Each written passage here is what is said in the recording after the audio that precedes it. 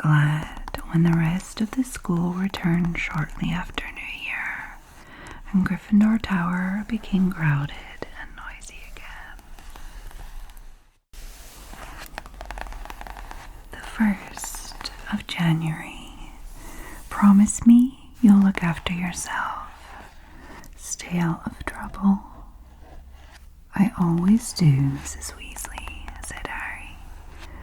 I like a quiet life, you know me.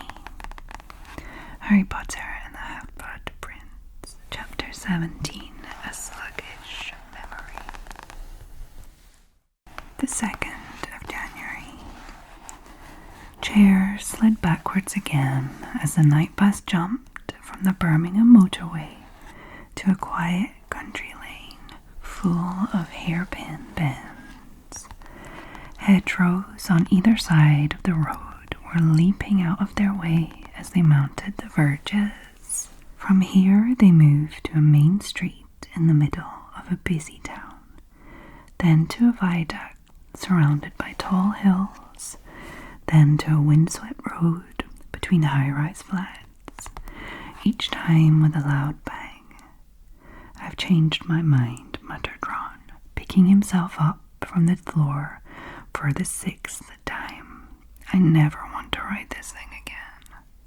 Harry Potter and the Order of the Phoenix, Chapter 24, Occlumency. The 3rd of January. The 6 of them struggled up the slippery drive towards the castle, dragging their trunks. Hermione was already talking about knitting a few elf hats before bedtime. Harry glanced back. When they reached the oaken front doors, the night bus had already gone. Harry Potter and the Order of the Phoenix, Chapter 24, Occlumency. The 4th of January. Harry glanced out of the corridor windows as they passed. The sun was already sinking over the grounds, carpeted in deeper snow than had lain over the Barrow Garden. In the distance, he could see Hagrid feeding Buckbeak in front of his cabin. Harry Potter and the Half-Blood Prince, Chapter 17, A Sluggish Memory. The 5th of January. Oh, hang on. Password. Abstinence. Precisely, said the fat lady in a feeble voice and swung forward to reveal the portrait-hole. What's up with her? Asked Harry. Overindulged over Christmas, apparently, said Hermione, rolling her eyes as she led the way into the packed common room. Harry Potter and the Half-Blood Prince, Chapter 17, A Sluggish Memory. The 6th of January. But at that moment there was a loud squeal of 1-1, and Lavender Brown came hurtling out of nowhere and flung herself into Ron's arms. Harry Potter and the Half-Blood Prince, Chapter 17, A Sluggish Memory. The 7th of January. At that moment, Neville toppled into the common room. How he had managed to climb through the portrait-hole was anyone's guess, because his legs had been stuck together with what they recognized at once as the leg locker curse. Harry Potter and the Philosopher's Stone, Chapter 13, Nicholas Flamel. The 8th of January. You take remedial potions, as Zachariah Smith superciliously, having cornered Harry in the entrance hall after lunch. Good Lord, you must be terrible. Snape doesn't usually give extra lessons, does he? Harry Potter and the Order of the Phoenix, Chapter 24, Occlumency. The 9th of January. Professor Snape's birthday. As there is little foolish wand-waving here, many of you will hardly believe this is magic. I don't expect you will really understand the beauty of the softly simmering cauldron with its shimmering fumes, the delicate power of liquids that creep through human veins, bewitching the mind, ensnaring the senses. I can teach you how to bottle fame, brew glory, even stopper death, if you aren't as big a bunch of dunderheads as I usually have to teach. Severus Snape. Harry Potter and the Philosopher's Stone, Chapter 8, The Potions Master. The 10th of January. Detention, Saturday night, my office, said Snape. I do not take cheek from anyone, Potter, not even the chosen one. Harry Potter and the Half-Blood Prince, Chapter 9, The Half-Blood Prince. The 11th of January. Professor Sprout at the Prophet propped against a bottle of ketchup and was reading the front page with such concentration that she was not noticing the gentle drip of egg yolk falling into her lap from her stationery spoon. Harry Potter and the Order of the Phoenix, Chapter 25, The Beetle at Bay. The 12th of January. It was Professor Trelawney gliding towards them as though on wheels. She had put on a green sequin dress in honor of the occasion, making her look more than ever like a glittering, oversized dragonfly. Harry Potter and the Prisoner of Azkaban, Chapter 11, The Firebolt. The 13th of January.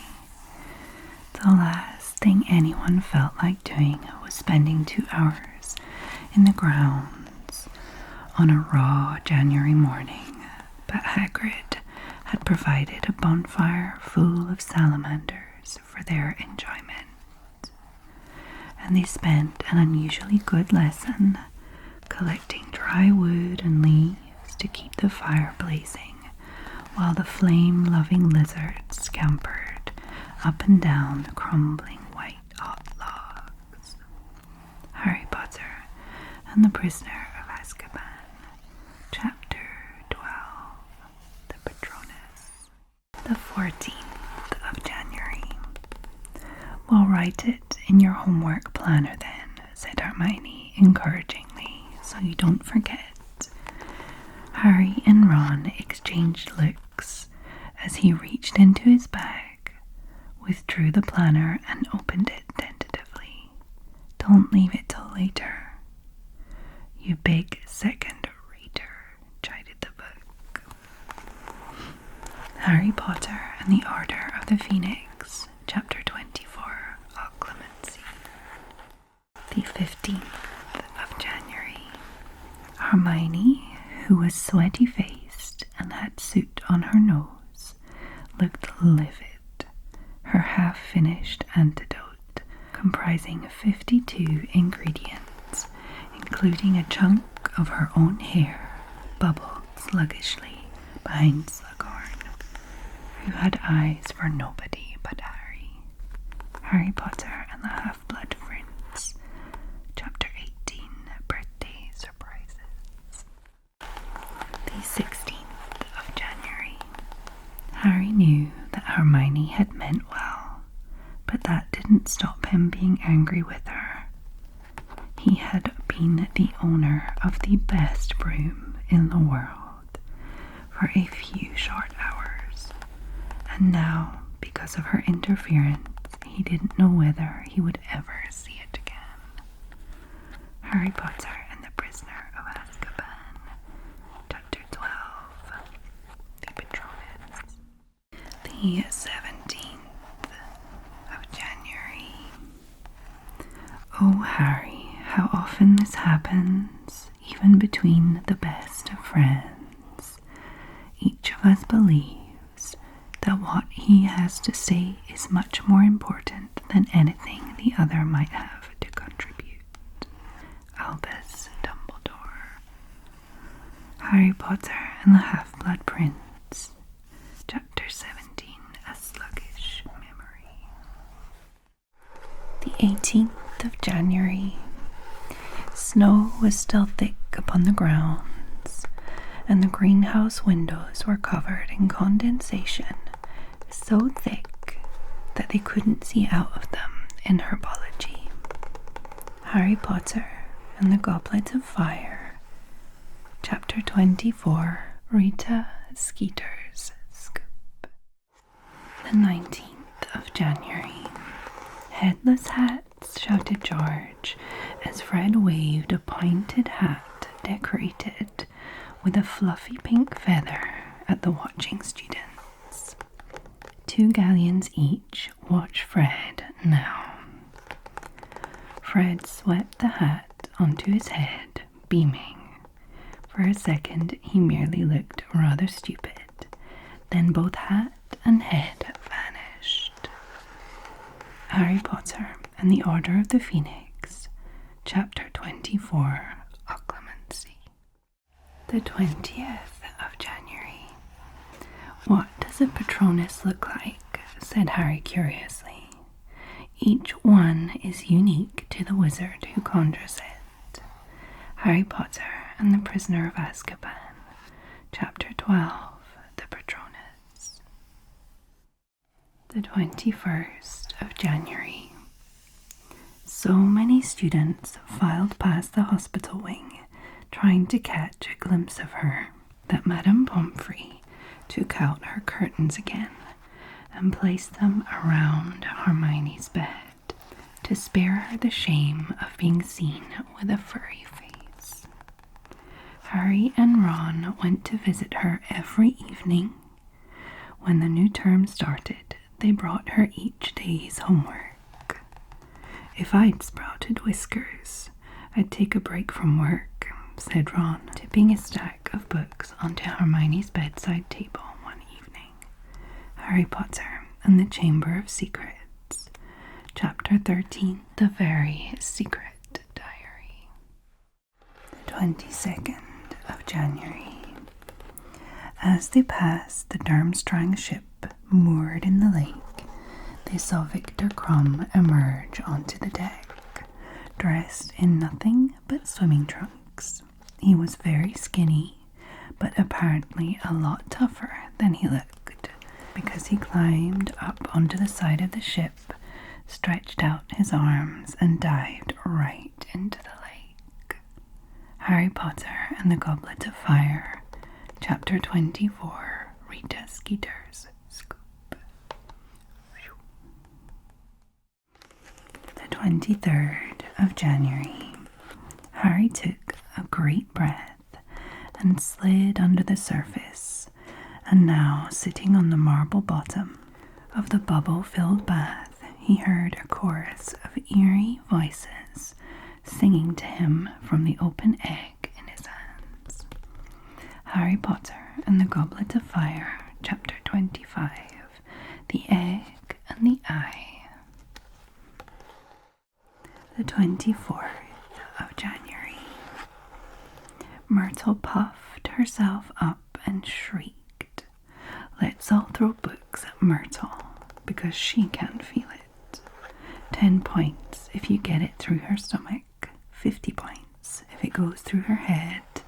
Well, ha ha ha, what a lovely game, I don't think." Harry Potter and the Chamber of Secrets.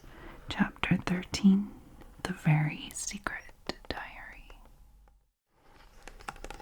The 25th of January.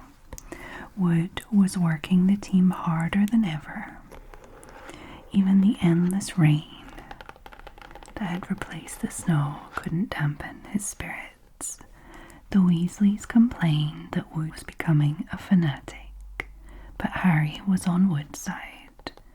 If they won their next match against Hufflepuff, they would overtake Slytherin in the house championship for the first time in 7 years.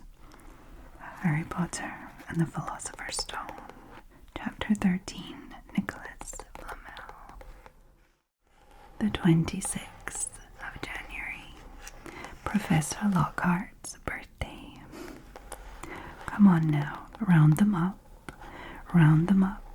they're only pixies, Lockhart shouted. He rolled up his sleeves, brandished his wand, and bellowed, Piscipixie, Pesternomi. It had absolutely no effect. One of the pixies seized Lockhart's wand and threw it out of the window too. Harry Potter and the Chamber of Secrets, Chapter 6, Gilderoy Lockhart. The 27th of January. You'd be surprised, said Ron, who was looking apprehensively at the book. Some of the books the ministry's confiscated, Dad's told me. There was one that burned your eyes out, and everyone who reads Sonnets of a Sorcerer spoke in limericks for the rest of their lives. And some old witch in Bath had a book that you could never stop reading. Harry Potter and the Chamber of Secrets, Chapter 13, The Very Secret Diary. The 28th of January. The truth, Dumbledore sighed, is a beautiful and terrible thing, and should therefore be treated with great caution. However, I shall answer your questions unless I have a very good reason not to, in which case I beg you'll forgive me. I shall not, of course, lie. Harry Potter and the Philosopher's Stone, Chapter 17, The Man with Two Faces. The 29th of January. You think the dead we have loved ever truly leave us? You think that we don't recall them more clearly than ever in times of great trouble? Albus Dumbledore. Harry Potter and the Prisoner of Azkaban, Chapter 22, Owl Post again. The 30th of January. Lily Potter's birthday. Your mother died to save you. If there's one thing Voldemort cannot understand, it is love. He didn't realize that love as powerful as your mother's, for you, leaves its own mark, not a scar, no visible sign. To have been loved so deeply, even though the person who loved us is gone, will give us some protection forever. It is in your very skin. Albus Dumbledore. Harry Potter and the Philosopher's Stone, Chapter 17, The Man with Two Faces. The 31st of January. The lamps in Dumbledore's office were lit. The portraits of previous headmasters were snoring gently in their frames, and the pensive was ready upon the desk once more. Harry Potter and the Half-Blood Prince, Chapter 17, A Sluggish Memory. February. The snow melted around the school as February arrived, to be replaced by cold, dreary wetness.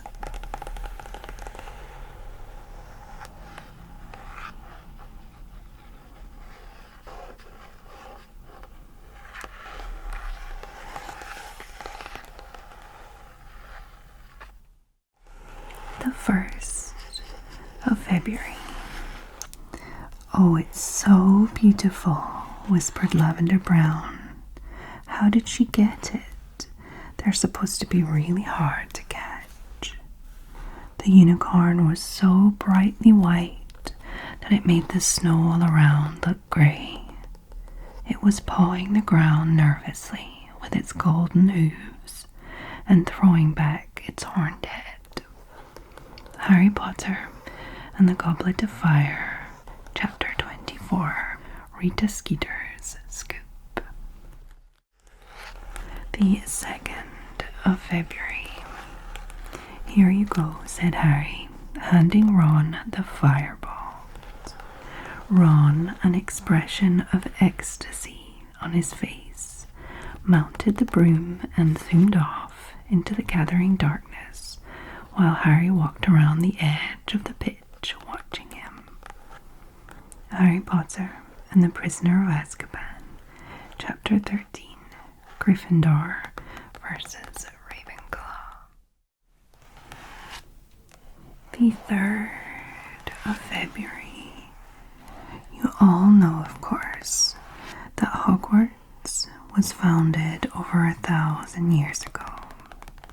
The precise date is uncertain by the 4 greatest witches and wizards of the age: Professor Binns, Harry Potter and the Chamber of Secrets, Chapter 9, The Writing on the Wall.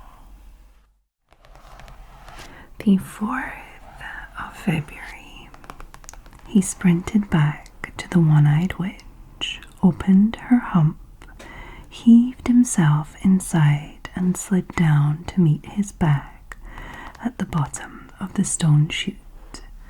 He wiped the Marauder's map blank again and set off at a run. Harry Potter and the Prisoner of Azkaban, Chapter 14, Snape's Grudge. The 5th of February. "They run off electricity, do they?" he said knowledgeably. "Ah, yes, I can see the plugs. I collect plugs," he added to Uncle Vernon, "and batteries. My wife thinks I'm mad, but there you are." Harry Potter and the Goblet of Fire, Chapter 4, Back to the Burrow. The 6th of February. Arthur Weasley's birthday. "Your sons flew that car to Harry's house and back last night," shouted Mrs. Weasley. "What have you got to say about that?" "Did you really?" said Mr. Weasley eagerly. "Did it go all right? I mean," he faltered, as sparks flew from Mrs. Weasley's eyes. That was very wrong, boys. Very wrong indeed." Harry Potter and the Chamber of Secrets, Chapter 3, The Burrow. The 7th of February. "Never trust anything that can think for itself if you can't see where it keeps its brain." Arthur Weasley. Harry Potter and the Chamber of Secrets, Chapter 18, Dobby's Reward. The 8th of February. 3rd regurgitating public toilet reported in Bethnal Green. Kindly investigate immediately. This is getting ridiculous. A regurgitating toilet. Anti-muggle pranksters, said Mr. Weasley, frowning. "We had 2 last week, one in Wimbledon, one in Elephant and Castle. Muggles are pulling the flush, and instead of everything disappearing, well, you can imagine." Harry Potter and the Order of the Phoenix, Chapter 7, The Ministry of Magic.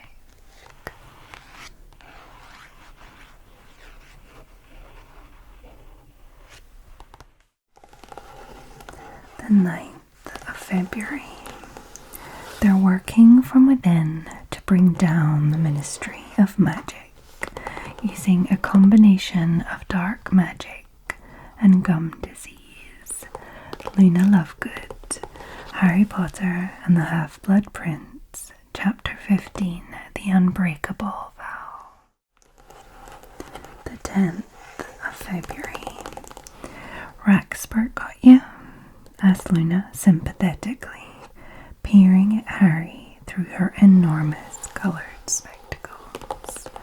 Harry Potter and the Half-Blood Prince, Chapter 7, The Slug Club. The 11th of February. How come people hide your stuff? He asked her, frowning.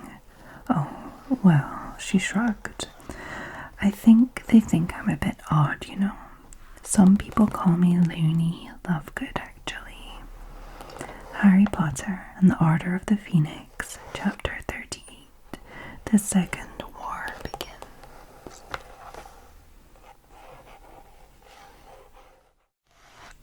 The 12th of February. Daddy Lick, one of the gnomes, actually bit me. How wonderful! Gnome saliva is enormously beneficial, said Mr. Lovegood, seizing Luna's outstretched finger and examining the bleeding puncture marks. Luna, my love, if you should feel any burgeoning talent today, perhaps an unexpected urge to sing opera or to declaim in Mermish, do not repress it. You may have been gifted by the Gurnumblies. Harry Potter and the Deathly Hallows, Chapter 8, The Wedding. The 13th of February, Luna Lovegood's birthday. Happy birthday, Luna. You're not going mad or anything. I can see them too. Can you? Said Harry desperately, turning to Luna. You could see the bat-winged horses reflected in her wide, silvery eyes. Oh yes, said Luna. I've been able to see them ever since my first day here. They've always pulled the carriages. Don't worry, you're just as sane as I am. Harry Potter and the Order of the Phoenix, Chapter 10, Luna Lovegood. The 14th of February, Valentine's Day. Happy Valentine's Day. Losing his head, Harry tried to make a run for it, but the dwarf seized him around the knees and brought him crashing to the floor. Right, he said, sitting on Harry's ankles. Here is your singing Valentine. His eyes are as green as a fresh pickled toad. His hair is as dark as a blackboard. I wish he was mine. He's really divine, the hero who conquered the Dark Lord. Harry Potter and the Chamber of Secrets, Chapter 13, The Very Secret Diary.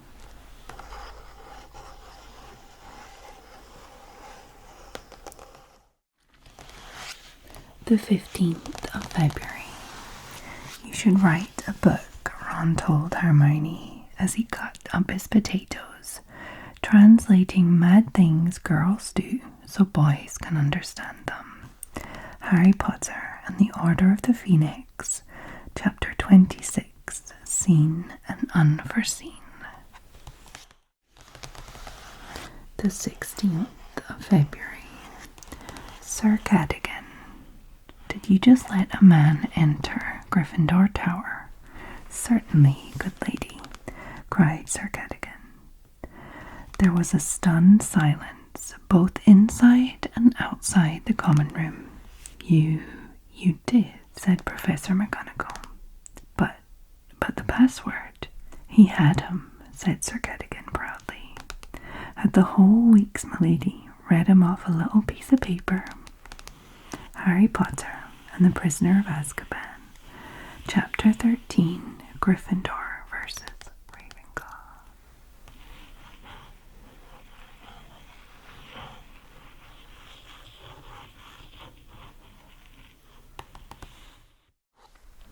The 17th of February.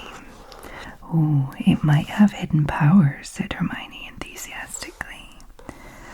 taking the diary and looking at it closely.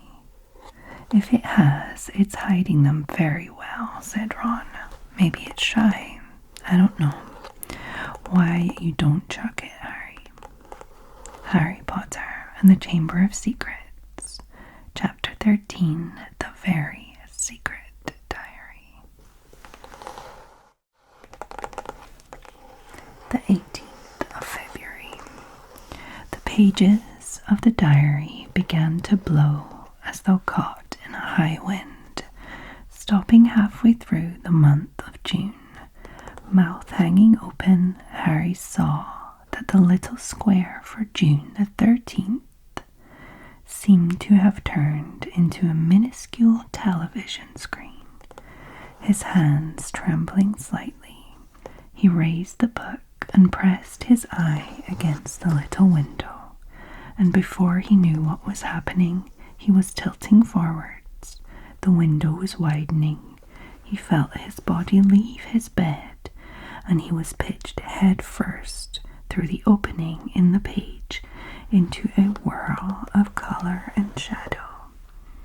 Harry Potter and the Chamber of Secrets, Chapter 13, The Very Secret Diary.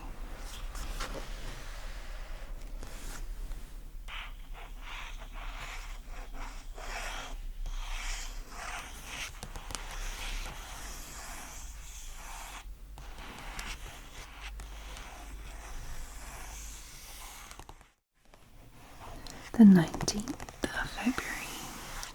"Ah, well, people can be a bit stupid about their pets," said Hagrid wisely. Harry Potter and the Prisoner of Azkaban, Chapter 14, Snape's Grudge. The 20th of February. The first thing they saw on entering Hagrid's cabin was Buckbeak, who was stretched out on top of Hagrid's patchwork quilt, his enormous wings folded tight to his body, enjoying a large plate of dead ferrets. Averting his eyes from this unpleasant sight, Harry saw a gigantic, hairy brown suit and a very horrible yellow and orange tie hanging from the top of Hagrid's wardrobe door. Harry Potter and the Prisoner of Azkaban, Chapter 14, Snape's Grudge. The 21st of February. Hagrid poured them tea and offered them a plate of bath buns, but they knew better than to accept. They had had too much experience with Hagrid's cooking. Harry Potter and the Prisoner of Azkaban, Chapter 14, Snape's Grudge. The 22nd of February. The lake, which Harry had always taken for granted as just another feature of the grounds, drew his eyes whenever he was near a classroom window. A great iron-grey mass of chilly water, whose dark and icy depths were starting to seem as distant as the moon. Harry Potter and the Goblet of Fire, Chapter 26, The Second Task. The 23rd of February. Harry returned to the Gryffindor common room and pulled a table into a corner and continued to search. There was nothing in Madcap Magic for Wacky Warlocks, nothing in a guide to medieval sorcery, not one mention of underwater exploits in an anthology of 18th century charms, or in dreadful denizens of the deep, or powers you never knew you had, and what to do with them now you've wised up. Harry Potter and the Goblet of Fire, Chapter 26, The Second Task. The 24th of February. Wizard Tournament, the second task. You has to eat this, sir, squeaked the elf, as he put his hand in the pocket of his shorts and drew out a ball of what looked like slimy, greyish-green rat tails. Right before you go into the lake, sir. Gillyweed. What's it do? Said Harry, staring at the gillyweed. It will make Harry Potter breathe underwater, sir. Harry Potter and the Goblet of Fire, Chapter 26, the second task. The 25th of February. They walked in silence to the door of Moody's office, where he stopped and looked up at Harry. You ever thought of a career as an Auror Potter? Harry Potter and the Goblet of Fire, Chapter 25, The Egg and the Eye. The 26th of February. Thank you, said Twycross. Now then, he waved his wand. Old-fashioned wooden hoops instantly appeared on the floor in front of every student. The important things to remember when apparating are the 3 D's, said Twycross. Destination, determination, deliberation. Harry Potter and the Half-Blood Prince, Chapter 18, Birthday Surprise. The 27th of February. The school owl swooped into the great hall, carrying the post as usual, and Neville choked as a huge barn owl landed in front of him, a scarlet envelope clutched in its beak. Harry and Ron, who were sitting opposite him, recognized the letter as a howler at once. Ron had got one from his mother the year before. Run for it, Neville, Ron advised. Harry Potter and the Prisoner of Azkaban, Chapter 14, Snape's Grudge. 28th of February. A little way to his left, Ernie Macmillan was contemplating his hoop so hard that his face turned pink. It looked as though he was straining to lay a quaffle-sized egg. Harry Potter and the Half-Blood Prince, Chapter 18, Birthday Surprise. The 29th of February. I am sorry to say that from the moment you have arrived in this class, my dear, it has been apparent that you do not have what the noble art of divination requires. Indeed, I don't remember ever meeting a student whose mind was so hopelessly mundane. There was a moment's silence. Then, fine, said Hermione suddenly, getting up and cramming Unfogging the Future back into her bag. Fine, she repeated, swinging the bag over her shoulder and almost knocking Ron off his chair. I give up. I'm leaving. Harry Potter and the Prisoner of Azkaban, Chapter 15, The Quidditch Final. March. In March, several of the mandrakes threw a loud and raucous party in Greenhouse 3. This made Professor Sprout very happy. The 1st of March, Ronald Weasley's birthday. You never get anything new either with 5 brothers, I've got Bill's old robes, Charlie's old wand, and Percy's old rat. Ron Weasley, Harry Potter and the Philosopher's Stone. Chapter 6, The Journey from Platform 9 3/4. The 2nd of March. You're wheezy, sir, you're wheezy. Wheezy who is giving Dobby his jumper. Dobby plucked at the shrunken maroon sweater he was now wearing over his shorts. What? Gasped Harry. They've got Ron? The thing Harry Potter will miss most, sir. Harry Potter and the Goblet of Fire. Chapter 26. The Second Task. The 3rd of March. One person can't feel all that at once. They'd explode.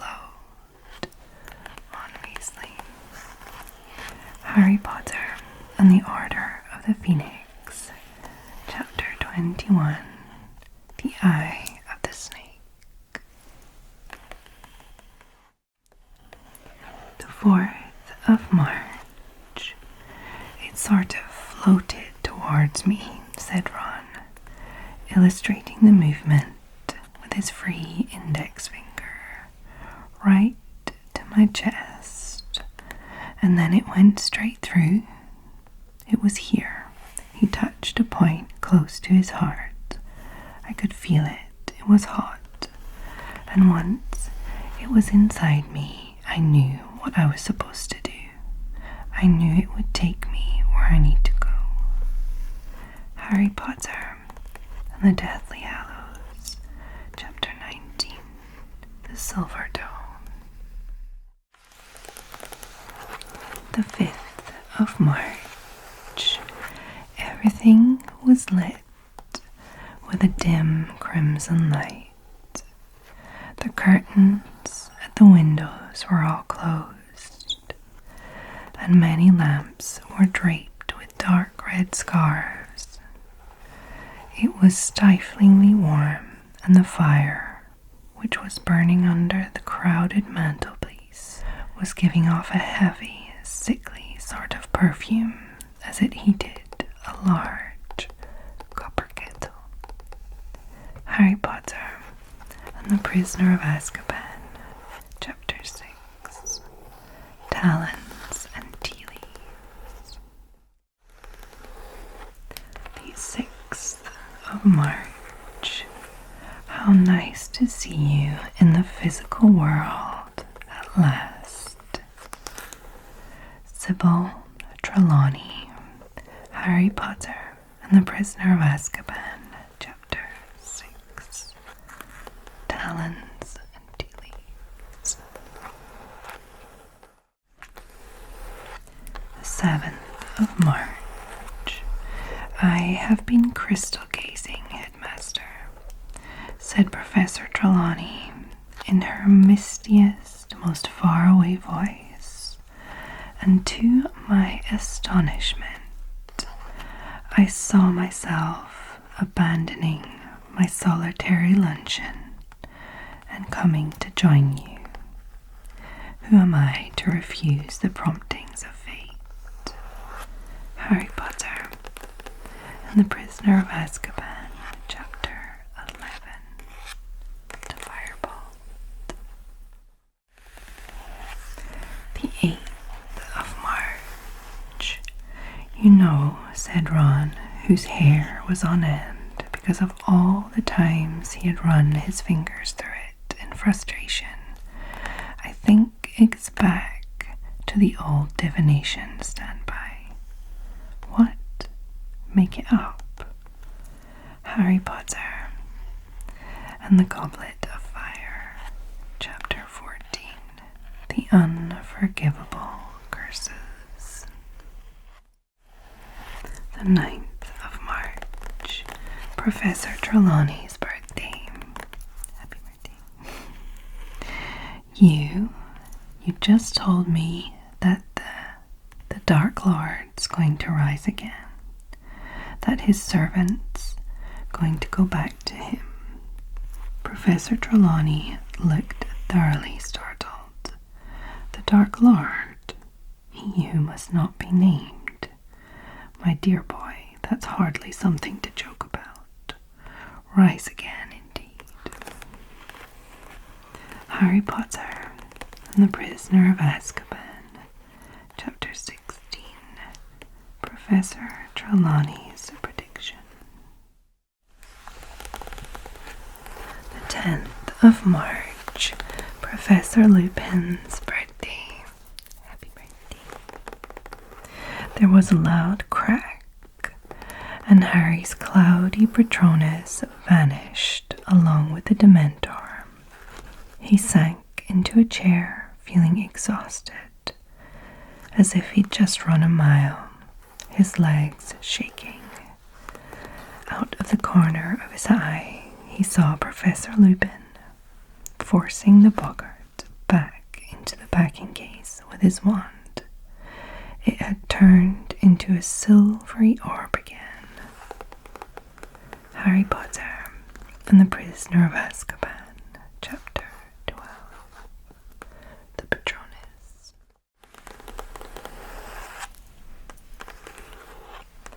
The 11th of March, Professor Lupin had raised his eyebrows. I was hoping that Neville would assist me with the first stage of the operation, he said, and I am sure he will perform it admirably. Harry Potter and the Prisoner of Azkaban, Chapter 7, The Boggart in the Wardrobe. The 12th of March, Professor Snape has very kindly concocted a potion for me, he said. I have never been much of a potion brewer, and this one is particularly complex. He picked up the goblet and sniffed it. Pity sugar makes it useless, he added, taking a sip and shuddering. Harry Potter and the Prisoner of Azkaban, Chapter 8, Flight of the Fat Lady. The 13th of March. There were delays in the post because the owls kept being blown off course. The brown owl that Harry had sent to Sirius with the dates of the Hogsmeade weekend turned up at breakfast on Friday morning with half its feathers sticking up the wrong way. Harry Potter and the Goblet of Fire, Chapter 27, Padfoot Returns. The 14th of March. The snowy owl clicked her beak and fluttered down onto Harry's arm. Very smart owl you've got there, chuckled Tom. Arrived about 5 minutes before you did. Harry Potter and the Prisoner of Azkaban, Chapter 3, The Night Bus. The 15th of March. Pigwidgeon was much too small to carry an entire ham up the mountain by himself, so Harry enlisted the help of 2 school screech owls as well. Harry Potter and the Goblet of Fire, Chapter 28, The Madness of Mr. Crouch. The 16th of March. Frowning, he made to take the letter from the owl, but before he could do so, 3, 4, 5 more owls had fluttered down beside it and were jockeying for position, treading in the butter and knocking over the salt as each one attempted to give him the letter first. "What's going on?" Ron asked in amazement as the whole of Gryffindor table leaned forwards to watch and another 7 owls landed amongst the first ones, screeching, hooting, and flapping their wings. Harry Potter and the Order of the Phoenix, Chapter 26, Seen and Unforeseen. The 17th of March. It was Peeves the poltergeist, bobbing over the crowd and looking delighted, as he always did at the sight of wreckage and worry. Harry Potter and the Prisoner of Azkaban, Chapter 8, Flight of the Fat Lady. The 18th of March. Not doing nothing, cackled Peeves, lobbing a water bomb at several fifth-year girls who screamed and dived into the great hall. Already wet, aren't they, little squirts? Whee! And he aimed another bomb at a group of second years who had just arrived. Harry Potter and the Goblet of Fire, Chapter 12, the Triwizard Tournament. The 19th of March. Harry aimed his wand at Peeves and said, "Langlock." Peeves clutched at his throat, gulped, then swooped from the room, making obscene gestures, but unable to speak. Owing to the fact that his tongue had just glued itself to the roof of his mouth. "Nice one," said Ron appreciatively. Harry Potter and the Half-Blood Prince, Chapter 19, Elf Tales. The 20th of March. As the teachers bent over Justin and nearly headless Nick, examining them, Peeves broke into song. "Oh Potter, you rotter, oh what have you done? You're killing off students, you think it's good fun." Harry Potter and the Chamber of Secrets, Chapter 11, Dueling Club. The 21st of March. "Hermione, is there any point telling you to drop this?" said Ron. "No," said Hermione stubbornly. "I want to know how she heard me talking to Victor, and how she found out about Hagrid's mum." "Maybe she just had you bugged," said Harry. "Bugged?" said Ron blankly. "What, put fleas on her or something?" Harry Potter and the Goblet of Fire, Chapter 28, The Madness of Mr. Crouch. The 22nd of March. Rita didn't say anything for a while, but eyed Hermione shrewdly, her head a little to one side. "All right, let's say for a moment I'll do it," she said abruptly. "What kind of fee am I going to get?" "I don't think Daddy exactly pays people to write for the magazine," said Luna dreamily. "They do it because it's an honor, and of course to see their names in print." Harry Potter and the Order of the Phoenix, Chapter 25, The Beetle at Bay. 23rd of March. "Let us begin," said Ferenzi. He swished his long palomino tail, raised his hand towards the leafy canopy ahead, then lowered it slowly. And as he did so, the light in the room dimmed, so that they now seemed to be sitting in a forest clearing by twilight, and stars appeared on the ceiling. There were oohs and gasps, and Ron said audibly, "Blimey." "Lie back on the floor," said Ferenzi in his calm voice, "and observe the heavens. Here is written for those who can see the fortune of our races." Harry Potter and the Order of the Phoenix, Chapter 27, the Centaur and the Snake. The 24th of March. The winding lane was leading them out into the wild countryside around Hogsmeade. The cottages were fewer here, and their gardens larger. They were walking towards the foot of the mountain, in whose shadow Hogsmeade lay. Then they turned a corner and saw a stile at the end of the lane, waiting for them. Its front paws on the topmost bar was a very large, shaggy black dog, which was carrying some newspapers in its mouth and looked very familiar. "Hello, Sirius," said Harry when they had reached him. Harry Potter and the Goblet of Fire, Chapter 27, Padfoot Returns.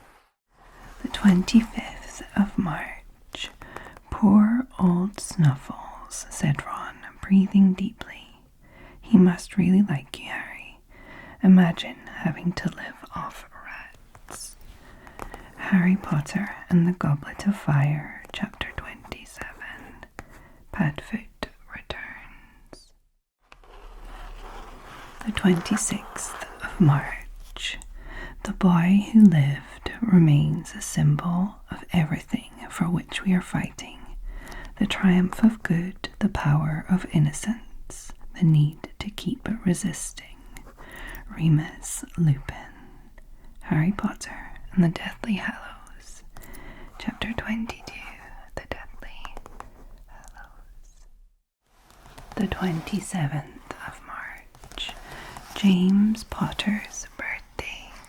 Happy birthday, James.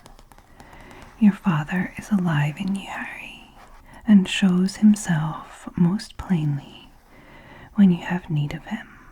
Albus Dumbledore." Harry Potter and the Prisoner of Azkaban, Chapter 22. Owl Post again.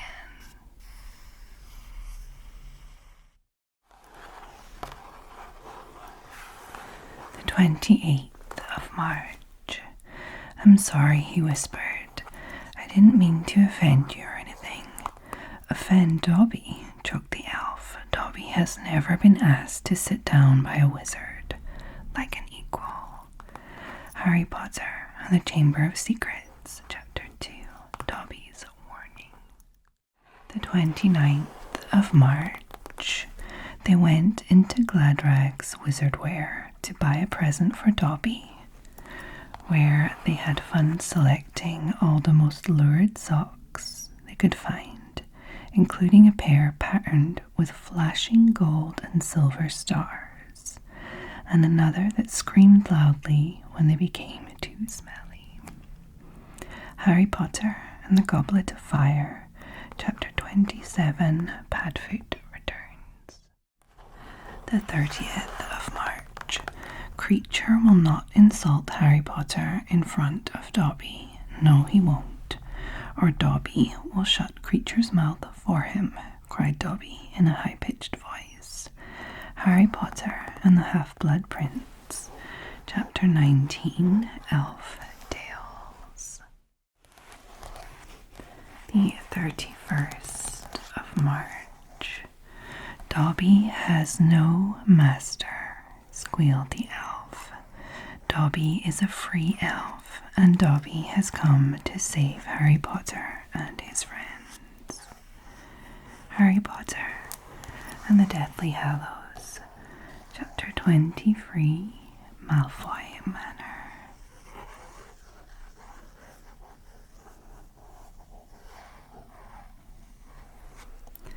April. The weather grew breezier, brighter and warmer as the Easter holidays passed, but Harry, along with the rest of the 5th and 7th years, was trapped inside, revising. The 1st of April. Fred and George Weasley's birthday. Happy birthday, Fred. Happy birthday, George. key thing about growing up with Fred and George," said Ginny thoughtfully, "is that you sort of start thinking anything's possible if you've got enough nerve." Harry Potter and the Order of the Phoenix, Chapter 29, Careers Advice. The 2nd of April. E for exceeds expectations. And I've always thought Fred and I should have got E in everything, because we exceed expectations just by turning up for the exams. George Weasley. Harry Potter and the Order of the Phoenix, Chapter 15, The Hogwarts High Inquisitor. The 3rd of April. Give her hell from us, Peeves. And Peeves, who Harry had never seen take an order from a student before, swept his belled hat from his head and sprang to a salute as Fred and George wheeled about to tumultuous applause from the students below and sped out of the open front doors into the glorious sunset. Harry Potter and the Order of the Phoenix, Chapter 29, Careers Advice. The 4th of April. I believe your friends, Misters Fred and George Weasley, were responsible for trying to send you a lavatory seat. No doubt they thought it would amuse you. Madame Pomfrey, however, felt it might not be very hygienic and confiscated it. Albus Dumbledore. Harry Potter and the Philosopher's Stone, Chapter 17, The Man with Two Faces. The 5th of April. Anyone can speak troll, said Fred dismissively. All you have to do is point and grunt. Harry Potter and the Goblet of Fire, Chapter 7, Bagman and Crouch. The 6th of April. The grounds were still and quiet. No breath of wind disturbed the treetops in the forbidden forest. The whomping willow was motionless and innocent looking. It looked as though conditions for the match would be perfect. Harry Potter and the Prisoner of Azkaban, Chapter 15, The Quidditch Final. The 7th of April. Mount your brooms on my whistle. 3, 2, 1. Madam Hooch. Harry Potter and the Prisoner of Azkaban. Chapter 13, Gryffindor versus Ravenclaw. The 8th of April. Up in the air, Snape turned on his broomstick just in time to see something scarlet shoot past him, missing him by inches. Next second, Harry had pulled out of the dive, his arm raised in triumph, the snitch clasped in his hand. The stands erupted. It had to be a record. No one could even remember the snitch being caught so quickly. Harry Potter and the Philosopher's Stone, Chapter 13, Nicholas Flamel. The 9th of April. And that Smith of Hufflepuff with the quaffle, said a dreamy voice echoing over the grounds. He did the commentary last time, of course, and Ginny Weasley flew into him. I think probably on purpose. It looked like it. Smith was being quite rude about Gryffindor. I expect he regrets that now he's playing them. Oh look, He's lost the quaffle. Ginny took it from him. I do like her. She's very nice. Harry Potter and the Half-Blood Prince. Chapter 19, Elf Tales. The 10th of April. It's Easter eggs from Mum, said Ginny. There's one for you. There you go.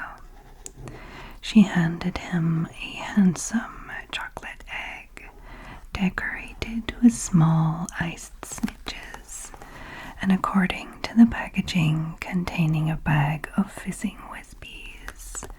Harry Potter and the Order of the Phoenix. Chapter 29, Career's Advice. The 11th of April. Oh, why don't we have a night off? Said Hermione brightly, as a silver-tailed Weasley rocket zoomed past the window. After all, the Easter holidays start on Friday. We'll have plenty of time then. Are you feeling all right? Ron asked, staring at her in disbelief. Harry Potter and the Order of the Phoenix. Chapter 28. Snape's Worst Memory. The 12th of April. Fred and George Weasley disappeared for a couple of hours and returned with armfuls of bottles of butterbeer, pumpkin fizz, and several bags full of Honeydukes sweets. Harry Potter and the Prisoner of Azkaban. Chapter 13, Gryffindor versus Ravenclaw. The 13th of April. Madame Pince was swooping down on them, her shriveled face contorted with rage. Chocolate in the library, she screamed. Out, out, out. And whipped out her wand. She caused Harry's books, bag, and ink bottle to chase him and Ginny from the library, whacking them repeatedly over the head as they ran. Harry Potter and the Order of the Phoenix. Chapter 29, Career's Advice. The 14th of April. It was the first day of the Easter holidays, and Hermione, as was her custom, had spent a large part of the day drawing up revision timetables for the three of them. Harry and Ron had let her do it. It was easier than arguing with her. And in any case, they might come in useful. Harry Potter and the Order of the Phoenix. Chapter 29. Career's Advice. The 15th of April. Nearly headless. How can you be nearly headless? Sir Nicholas looked extremely miffed, as if their little chat wasn't going at all the way he wanted. Like this, he said irritably. He seized his left ear and pulled. His whole head swung off his neck and fell onto his shoulder as if it was on a hinge. Harry Potter and the Philosopher's Stone. Chapter 7. The Sorting Hat. The 16th of April. Harry, my dear boy. Nick made to grasp Harry's hand with both of his. Harry's felt as though they had been thrust into icy water. Harry Potter and the Deathly Hallows. Chapter 31, The Battle of Hogwarts. The 17th of April. I know nothing of the secrets of death, Harry, for I chose my feeble imitation of life instead. I believe learned wizards study the matter in the Department of Mysteries. nearly headless Nick. Harry Potter and the Order of the Phoenix, Chapter 38. The Second War begins. The 18th of April. Harry took out his wand, murmured Lumos, and a tiny light appeared at the end of it, just enough to let them watch the path for signs of spiders. Harry Potter and the Chamber of Secrets, Chapter 15, Aragog. The 19th of April. I had him from an egg, you know, said Hagrid morosely. Tiny little thing he was when he hatched, about the size of a Pekingese. Harry Potter and the Half-Blood Prince, Chapter 22, After the Burial. The 20th of April. The Death of Aragog. One for Harry, said Slughorn, dividing a second bottle between two mugs, and one for me. Well, he raised his mug high to Aragog. Aragog, said Harry and Hagrid together. Harry Potter and the Half-Blood Prince, Chapter 22, After the Burial. The 21st of April. Harry noticed him glance at the fire. Harry looked at it too. Hagrid, what's that? But he already knew what it was. In the very heart of the fire, underneath the kettle, was a huge black egg. Harry Potter and the Philosopher's Stone, Chapter 14, Norbert, the Norwegian Ridgeback. The 22nd of April. All at once there was a scraping noise, and the egg split open. The baby dragon flopped onto the table. It wasn't exactly pretty. Harry thought it looked like a crumpled black umbrella. Harry Potter and the Philosopher's Stone, Chapter 14, Norbert, the Norwegian Ridgeback. The 23rd of April. Isn't he beautiful? Hagrid murmured. He reached out a hand to stroke the dragon's head. It snapped at its fingers, showing pointed fangs. Bless him. Look, he knows his mummy, said Hagrid. Harry Potter and the Philosopher's Stone, Chapter 14, Norbert, the Norwegian Ridgeback. The 24th of April. Got this out of the library. Dragon breeding for pleasure and profit. It's a bit out of date, of course, but it's all in here. Keep the egg in the fire, 'cause their mothers breathe on him, you see.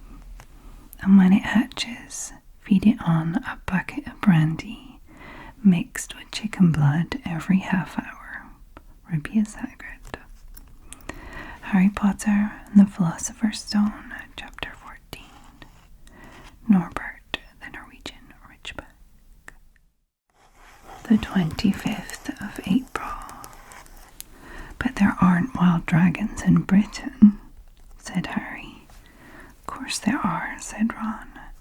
Common Welsh green and Hebridean blacks. The Ministry of Magic has a job hushing them up, I can tell you. Our lot have to keep putting spells on muggles who've spotted them to make them forget. Harry Potter and the Philosopher's Stone, Chapter 14, Norbert, the Norwegian Ridgeback. The 26th of April. Dragons comprised entirely of green and gold sparks were soaring up and down the corridors, emitting loud, fiery blasts and bangs as they went. Harry Potter and the Order of the Phoenix, Chapter 28, Snape's Worst Memory. The 27th of April. Well, here goes, said Harry, and he raised the little bottle and took a carefully measured gulp. What does it feel like? Whispered Hermione. Harry did not answer for a moment.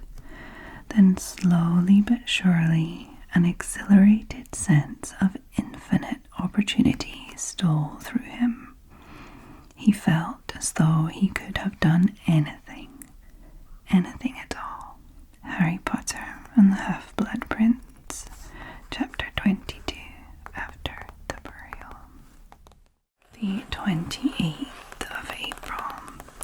Professor Slughorn's birthday. Happy birthday, Professor Slughorn. Well, said Slughorn, not looking at Riddle, but fiddling with the ribbon on top of his box of crystallized pineapple. Well, it can't hurt to give you an overview, of course, just so that you understand the term. A Horcrux is the word used for an object in which a person has concealed part of their soul. Harry Potter and the Half-Blood Prince, Chapter 23, Horcruxes. The 29th of April. Ah, Professor Snape, said Umbridge, smiling widely and standing up again. Yes, I would like another bottle of Veritaserum. As quick as you can, please. You took my last bottle to interrogate Potter, he said, observing her coolly through his greasy curtains of black hair. Surely you did not use it all. I told you that 3 drops would be sufficient. Harry Potter and the Order of the Phoenix, Chapter 32, Out of the Fire. The 30th of April. Professor, I'm really sorry to disturb you, said Harry, as quietly as possible, while Ron stood on tiptoe, attempting to see past Slughorn into his room. But my friend Ron's swallowed a love potion by mistake. You couldn't make him an antidote, could you? I'd take him to Madame Pomfrey, but we're not supposed to have anything from Weasley's wizard wheezes. And, you know, awkward questions. I'd have thought you could have whipped him up a remedy, Harry. An expert potioner like you, a Slughorn. Harry Potter and the Half-Blood Prince, Chapter 18, Birthday Surprises. May. It was the first fine day they'd had in months. The sky was a clear, forget-me-not blue, and there was a feeling in the air of summer coming. The 1st of May. We shall secure the school against he who must not be named while you search for this object. Is that possible?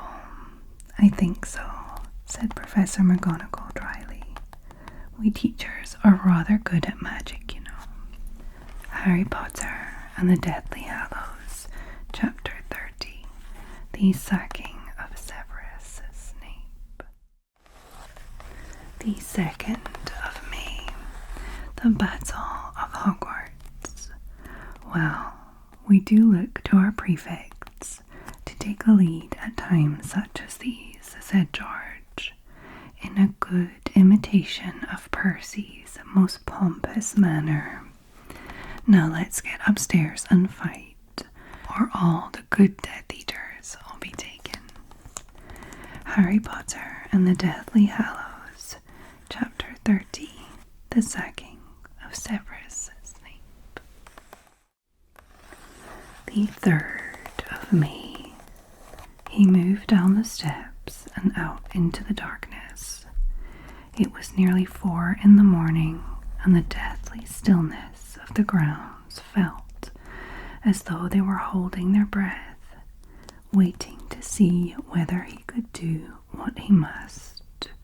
Harry Potter and the Deathly Hallows, Chapter 34, The Forest Again. The 4th of May. Grop knelt between 2 trees he had not yet uprooted.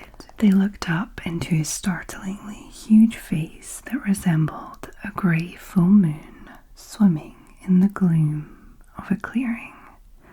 It was as though the features had been hewn onto a great stone ball. Harry Potter and the Order of the Phoenix, Chapter 30, Grop. The 5th of May. It's not easy to catch a unicorn.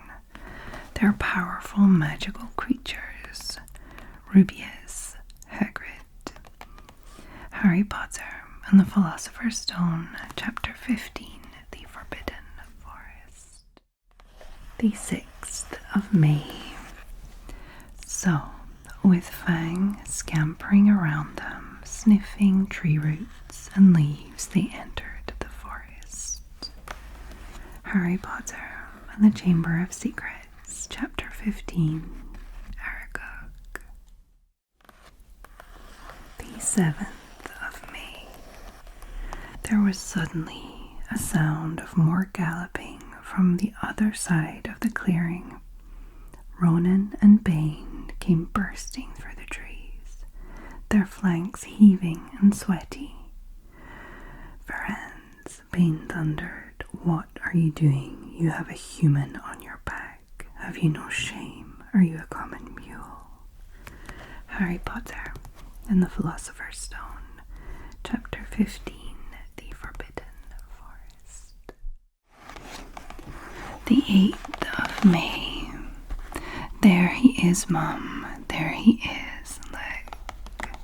It was Ginny Weasley, Ron's younger sister, but she wasn't pointing at Ron.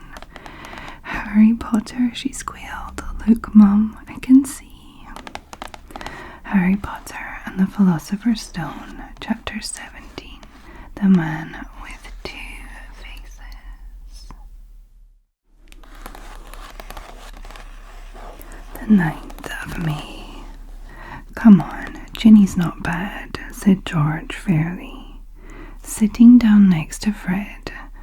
"Actually, I don't know how she got so good, seeing how we never let her play with us.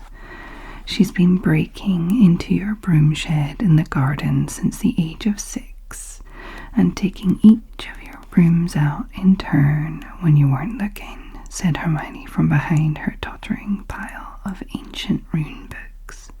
"Oh," said George, looking mildly impressed. "Well, that'd explain it." Harry Potter and the Order of the Phoenix, Chapter 26, Seen and Unforeseen. The 10th of May. Harry looked around. There was Ginny running towards him. She had a hard, blazing look in her face as she threw her arms around him, and without thinking, without planning it, without worrying about the fact that 50 people were watching, Harry kissed her. Harry Potter and the Half-Blood Prince, Chapter 24, Sectum Sempra. The 11th of May. 3 times a week, they went out to the greenhouses behind the castle to study herbology with a dumpy little witch called Professor Sprout, where they learned how to take care of all the strange plants and fungi and found out what they were used for. Harry Potter and the Philosopher's Stone, Chapter 8, The Potions Master. The 12th of May. Professor Sprout took a large key from her belt and unlocked the door. Harry caught a whiff of damp earth and fertilizer, mingling with the heavy perfume of some giant umbrella-sized flowers dangling from the ceiling. Harry Potter and the Chamber of Secrets, Chapter 6, Gilderoy Lockhart.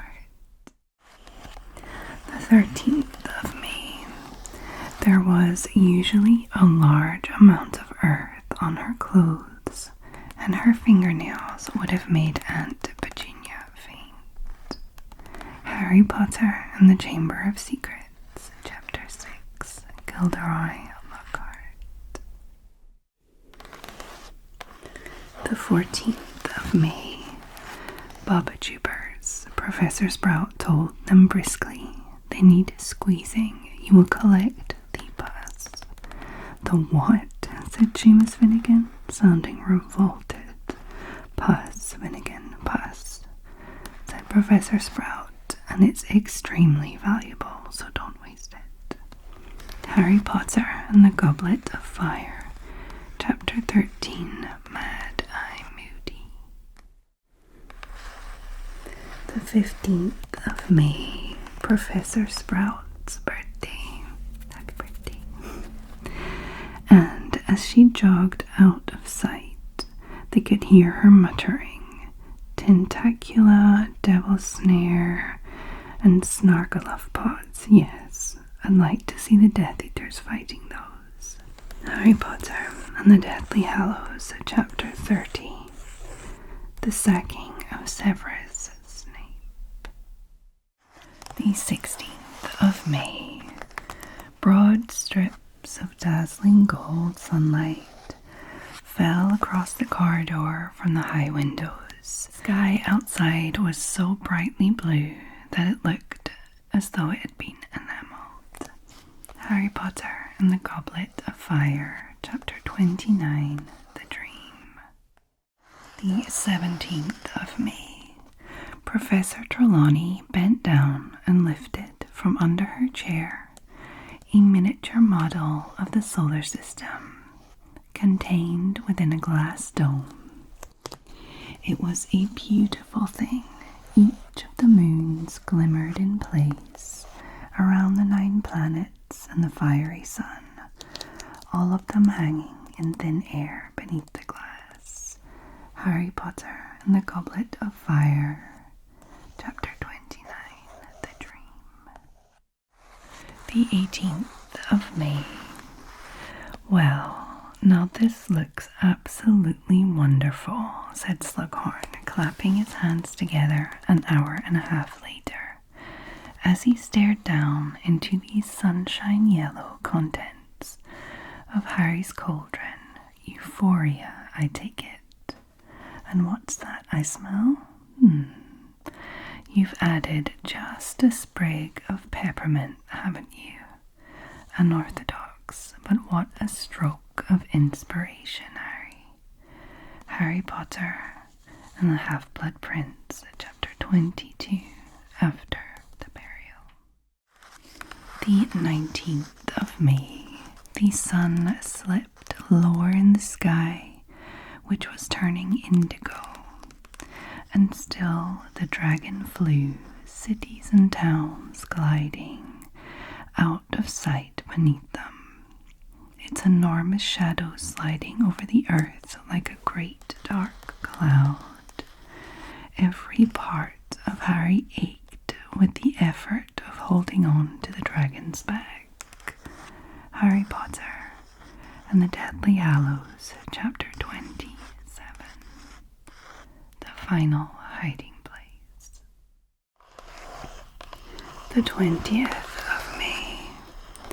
A shallow stone basin lay there, with odd carvings around the edge, runes and symbols that Harry did not recognize.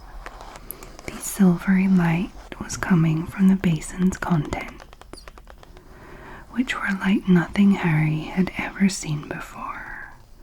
Harry Potter and the Goblet of Fire, Chapter 30, The Pensieve. The 21st of May. He wanted to touch it to find out what it felt like, but nearly 4 years' experience of the magical world told him that sticking his hand into a bowl of some unknown substance was a very stupid thing to do. Harry Potter and the Goblet of Fire, Chapter 30, The Pensieve. 22nd of May. Petunia says there isn't a Hogwarts. It is real, isn't it? It's real for us, said Snape, not for her. But we'll get the letter, you and me. Really, whispered Lily. Definitely, said Snape. Harry Potter and the Deathly Hallows, Chapter 33, The Prince's Tale. The 23rd of May. Dumbledore threw his wand out of the inside of his robes and placed the tip into his own silvery hair near his temple. When he took the wand away, hair seemed to be clinging to it, but then Harry saw that it was in fact a glistening strand of the same strange, silvery white substance that filled the pensieve. Harry Potter and the Goblet of Fire, Chapter 30, The Pensieve.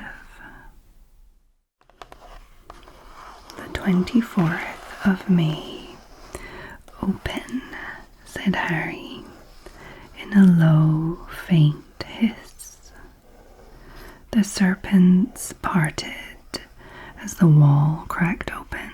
The halves slid smoothly out of sight, and Harry, shaking from head to foot, walked inside. Harry Potter and the Chamber of Secrets, Chapter 16, The Chamber of Secrets. The 25th of May. He was standing at the end of a very long, dimly lit chamber. Towering stone pillars, entwined with more carved serpents, rose to support a ceiling lost in darkness, casting long black shadows through the odd, greenish gloom that filled the place. Harry Potter and the Chamber of Secrets, Chapter 17, The Heir of Slytherin. The 26th of May. I fashioned myself a new name, a name I knew wizards everywhere would one day fear to speak. When I had become the greatest sorcerer in the world, Tom Riddle. Harry Potter and the Chamber of Secrets, Chapter 17, The Heir of Slytherin. The 27th of May. He, Ron, and Hermione kept to themselves, working late into the night, trying to remember the ingredients in complicated potions, learn charms and spells off by heart, memorize the dates of magical discoveries and goblin rebellions. Harry Potter and the Philosopher's Stone, Chapter 15, The Forbidden Forest. The 28th of May. Chess was the only thing Hermione ever lost at, something Harry and Ron thought was very good for her. Harry Potter and the Philosopher's Stone, Chapter 13, Nicholas Flamel. The 29th of May. Professor McGonagall got to her feet too, and in her case, this was a much more impressive move. She towered over Professor Umbridge. "Potter," she said in ringing tones, "I will assist you to become an Auror if it's the last thing I do. If I have to coach you nightly, I will make sure you achieve the required results." Harry Potter and the Order of the Phoenix, Chapter 29, Careers Advice. The 30th of May. Harry went to tip an armful of withered stalks onto the compost heap and found himself face to face with Ernie Macmillan. Ernie took a deep breath and said very formally, "I just want to say, Harry, that I'm sorry I ever suspected you. I know you'd never attack Hermione Granger, and I apologize for all the stuff I said." Harry Potter and the Chamber of Secrets, Chapter 15, Aragog. The 31st of May. Even the weather seemed to be celebrating. As June approached, the days became cloudless and sultry, and all anybody felt like doing was strolling into the grounds and flopping down on the grass with several pints of iced pumpkin juice, perhaps playing a casual game of gobstones, or watching the giant squid propel itself dreamily across the surface of the lake. Harry Potter and the Prisoner of Azkaban, Chapter 16, Professor Trelawney's Prediction. June. The castle grounds were gleaming in the sunlight, as though freshly painted. The cloudless sky smiled at itself in the smoothly sparkling lake. The satin green lawns rippled occasionally in the gentle breeze. The 1st of June. "Of course, it's not what you know," he was heard to tell Crabbe and Goyle loudly outside Potions a few days before the exam were to start. "It's who you know." Harry Potter and the Order of the Phoenix, Chapter 31, Owls. The 2nd of June. Longbottom, if brains were gold, you'd be poorer than Weasley, and that's saying something. Draco Malfoy. Harry Potter and the Philosopher's Stone, Chapter 13, Nicholas Flamel. The 3rd of June. Even Fred and George Weasley had been spotted working. They were about to take their owls ordinary wizarding levels. Percy was getting ready to sit his newts, nastily exhausting wizarding tests, the highest qualification Hogwarts offered. Harry Potter and the Prisoner of Azkaban, Chapter 16, Professor Trelawney's Prediction. The 4th of June. Parvati was practicing incarnations under her breath while the salt cellar in front of her twitched. Hermione was rereading achievements in Charming so fast that her eyes appeared blurred, and Neville kept dropping his knife and fork and knocking over the marmalade. Harry Potter and the Order of the Phoenix, Chapter 31, Owls. The 5th of June. Draco Malfoy's birthday. Happy birthday, Draco. You'll soon find out some wizarding families are much better than others, Potter. You don't want to go making friends with the wrong sort. I can help you there, Draco Malfoy. Harry Potter and the Philosopher's Stone, Chapter 6, The Journey from Platform 9 3/4. The 6th of June. Otto and Sir Quills are banned from the examination hall, as are remembrals, detachable criving cuffs, and self-correcting ink, Minerva McGonagall. Harry Potter and the Order of the Phoenix, Chapter 31, Owls. The 7th of June. They had practical exams as well. Professor Flitwick called them one by one into his class to see if they could make a pineapple tap dance across the desk. Harry Potter and the Philosopher's Stone, Chapter 16, Through the Trapdoor. The 8th of June. Now, who'd like to come and visit the last Scroot with me? I was joking, he added hastily, seeing the looks on their faces. Harry Potter and the Goblet of Fire, Chapter 37, The Beginning. The 9th of June.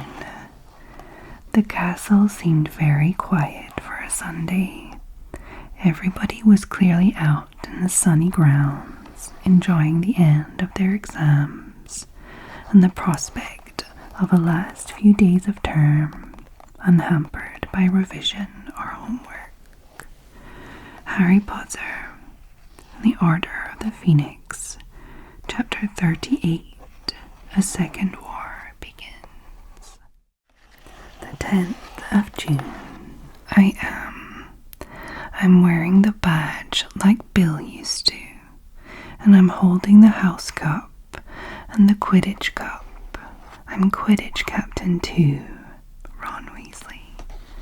Harry Potter and the Philosopher's Stone, Chapter 12, The Mirror of Erised. The 11th of June. The song was growing louder, but it was issuing not from a crowd of green and silver-clad Slytherins, but from a mass of red and gold moving slowly towards the castle, bearing a solitary figure upon its many shoulders. Weasley is our king. Weasley is our king. He didn't let the quaffle in.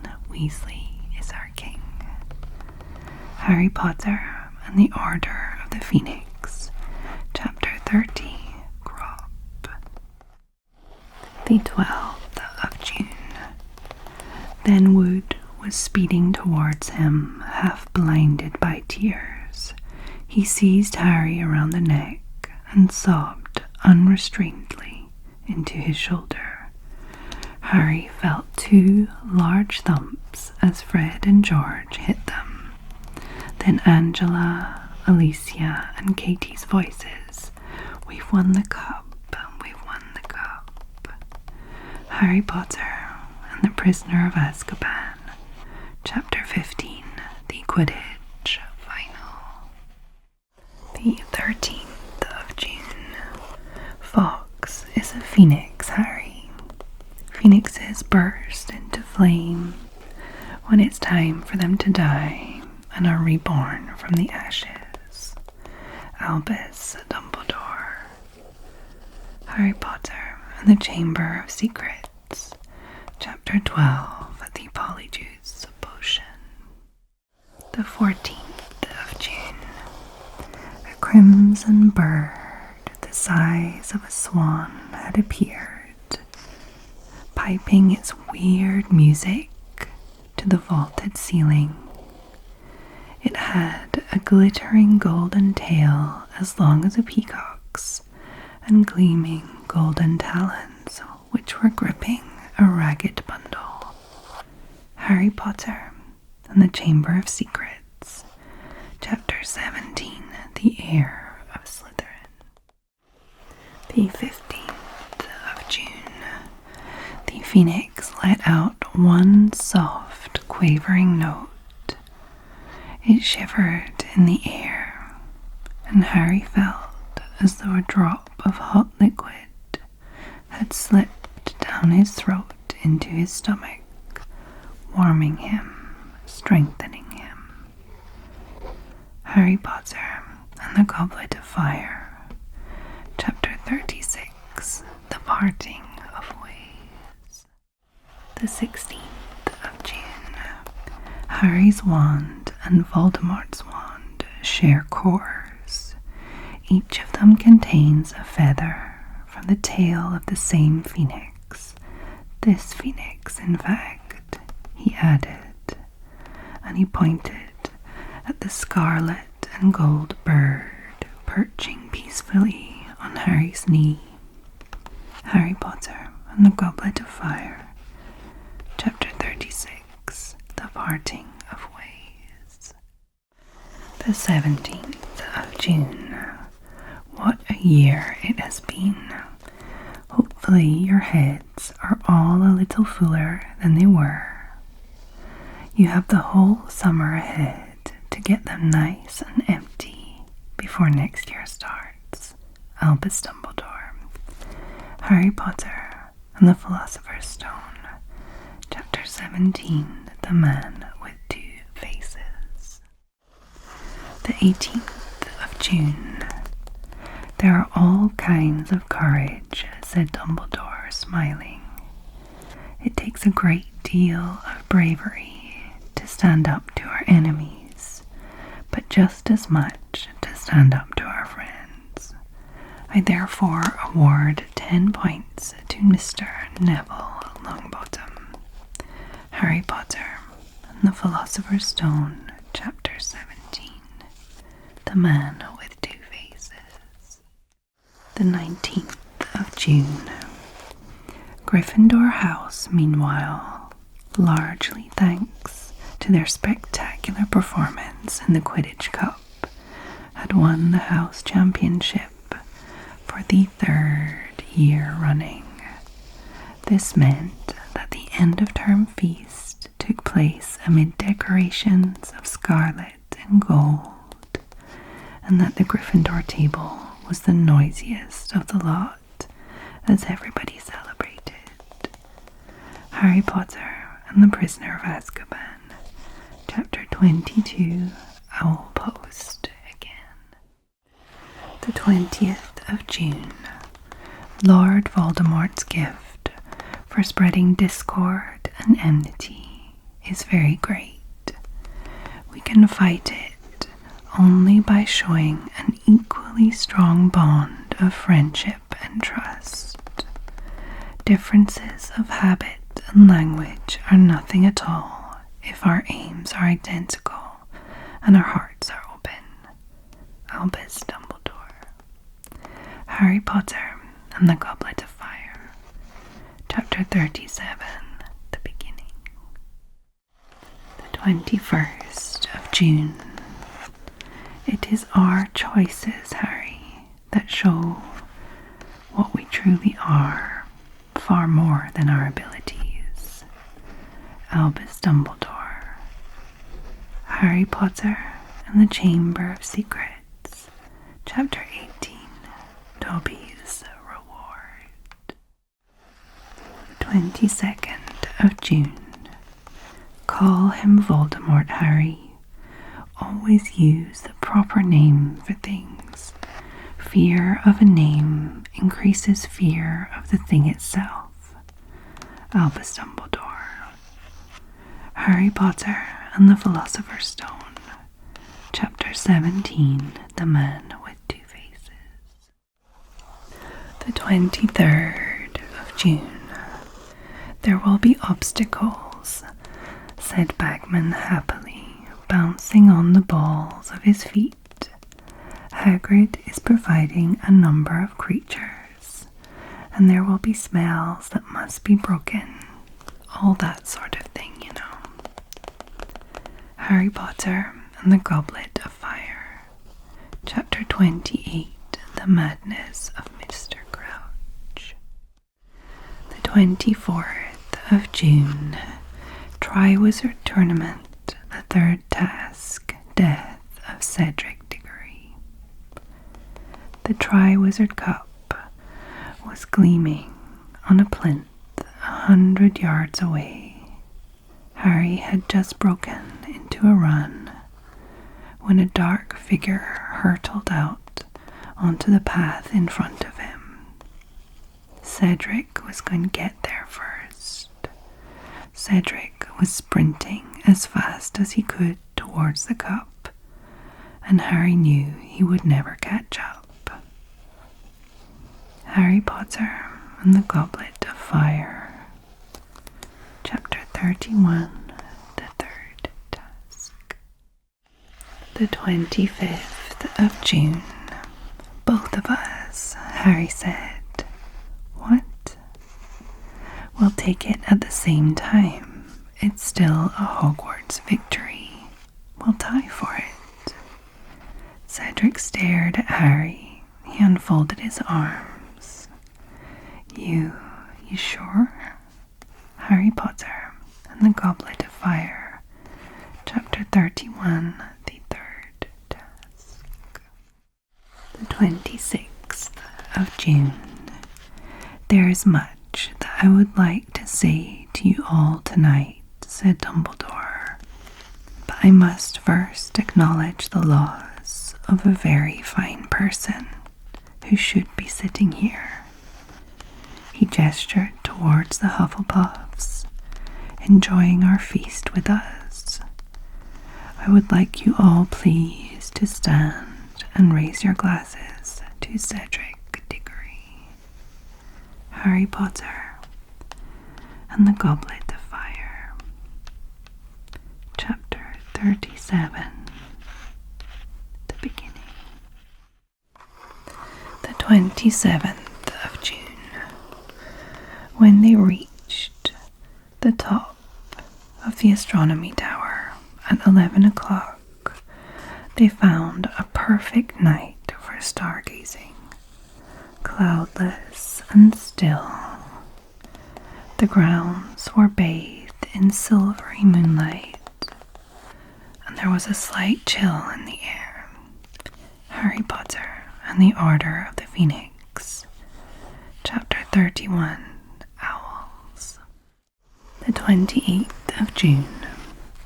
Harry, you've got to come and stay with us. I'll fix it up with Mum and Dad. Then I'll call you. I know how to use a fellatone now. A telephone, Ron, said Hermione. Honestly, you should take Muggle studies next year.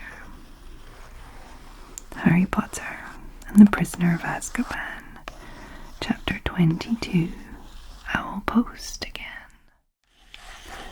The 29th of June. And suddenly their wardrobes were empty. Their trunks were packed. Neville's toad was found lurking in a corner of the toilets. Notes were handed out to all students, warning them not to use magic over the holidays. I always hope they'll forget to give us these, said Fred Weasley sadly. Harry Potter and the Philosopher's Stone. Chapter 17. The Man with Two Faces. The 30th of June. Battle at the Astronomy Tower. Death of Albus Dumbledore. I will only truly have left this school when none here are loyal to me. You will also find that help will always be given at Hogwarts to those who ask for it. Albus Dumbledore. Harry Potter and the Chamber of Secrets. Chapter 14. Cornelius Fudge. July. The hottest day of the summer so far was drawing to a close, and a drowsy silence lay over the large square houses of Privet Drive. The 1st of July. He rolled on his back and tried to remember the dream he had been having. It had been a good one. There had been a flying motorbike in it. He had a funny feeling he'd had the same dream before. Harry Potter and the Philosopher's Stone, Chapter 2. The Vanishing Glass. The 2nd of July. He'd lived with the Dursleys almost 10 years. 10 miserable years. As long as he could remember, ever since he'd been a baby and his parents had died in that car crash. He couldn't remember being in the car when his parents had died. Sometimes when he strained his memory during long hours in his cupboard, he came up with a strange vision, a blinding flash of green light and a burning pain on his forehead. Harry Potter and the Philosopher's Stone, Chapter 2, The Vanishing Glass. The 3rd of July. He missed Hogwarts so much. It was like having a constant stomach ache. Harry Potter and the Chamber of Secrets, Chapter 1, The Worst Birthday. The 4th of July. While Dudley lolled around watching and eating ice creams, Harry cleaned the windows, washed the car, mowed the lawn, trimmed the flower beds, pruned and watered the roses, and repainted the garden bench. Harry Potter and the Chamber of Secrets, Chapter 1, The Worst Birthday. The 5th of July.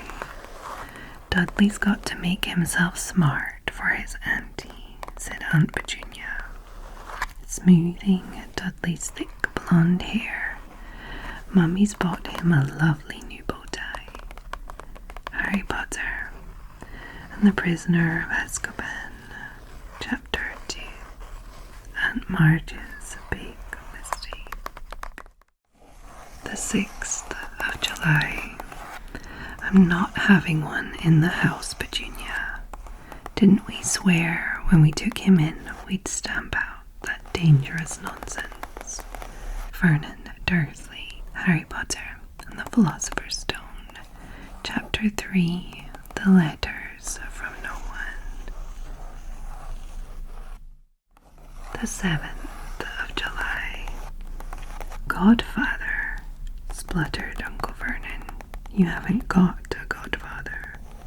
Yes, I have, said Harry brightly. He was my mum and dad's best friend.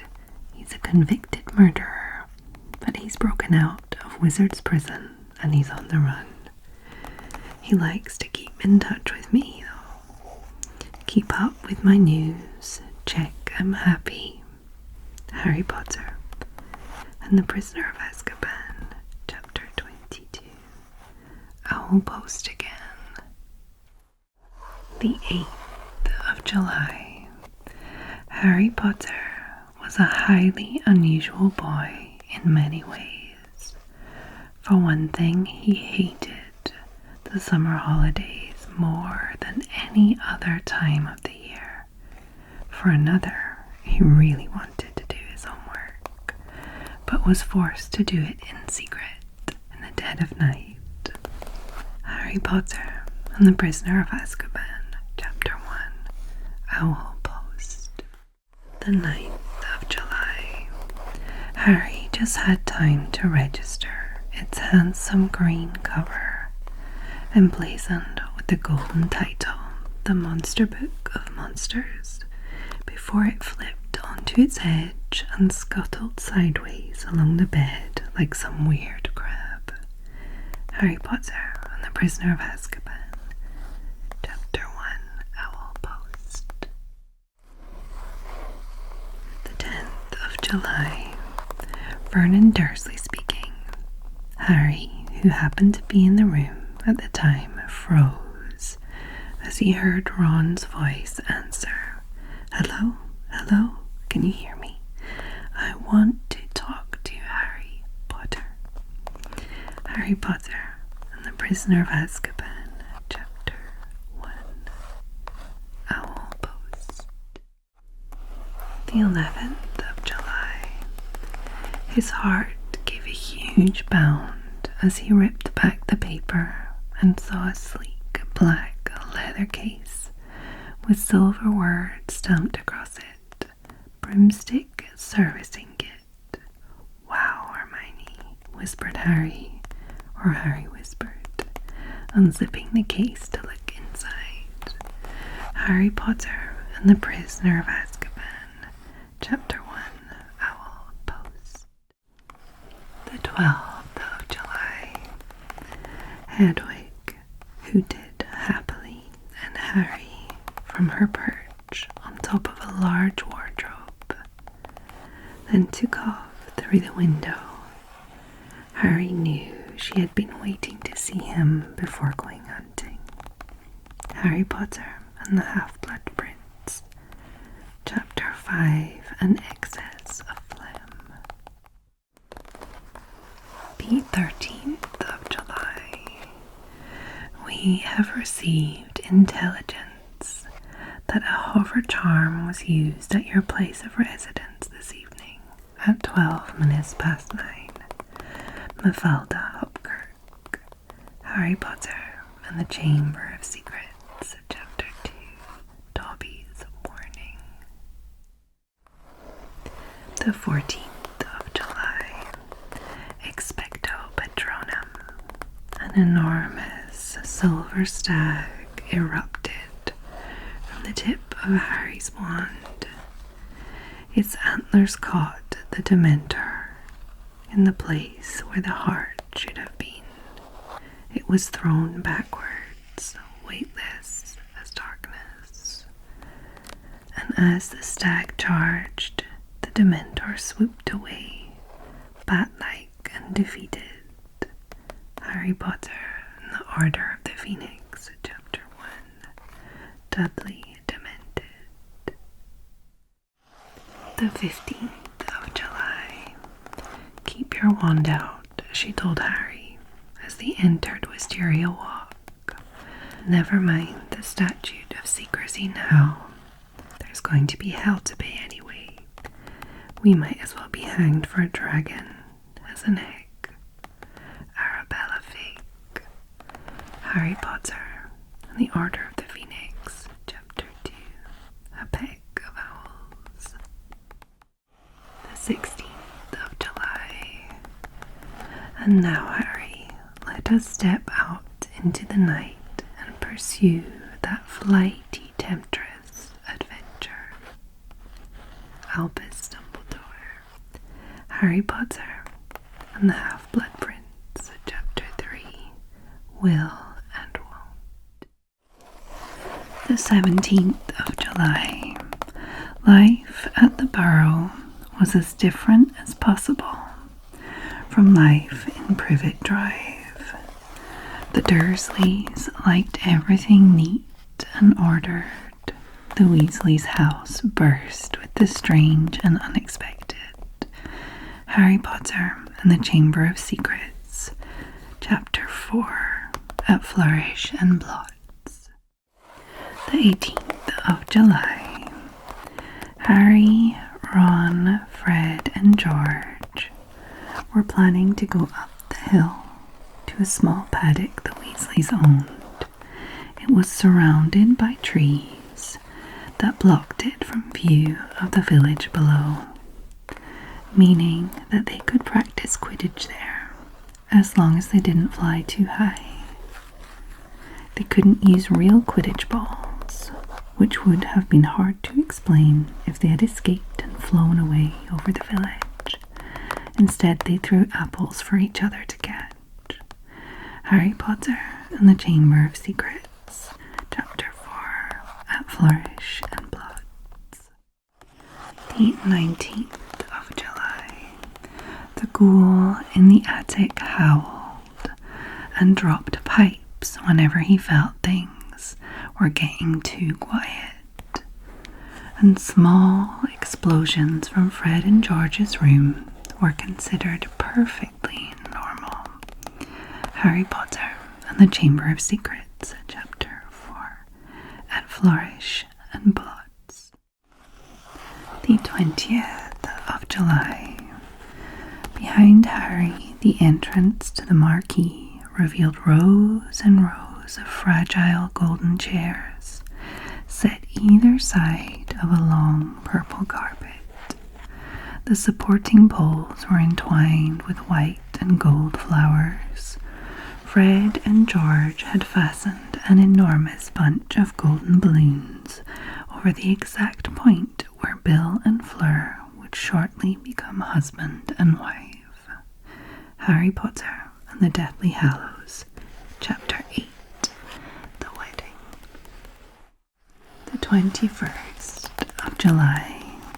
Harry was feeling extremely well fed and at peace with the world as he watched several gnomes sprinting through the rose bushes, laughing madly and closely pursued by Crookshanks.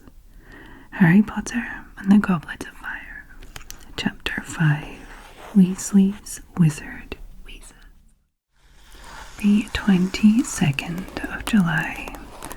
Aunt Petunia's masterpiece of a pudding, the mountain of cream and sugared violets, was floating up near the ceiling. On top of a cupboard in the corner crouched Dobby. "No," croaked Harry, "please don't kill me." Harry Potter and the Chamber of Secrets, Chapter 2, Dobby's Warning. The 23rd of July. Mr. Weasley, it's Harry. The fireplace has been blocked up. You won't be able to get through there.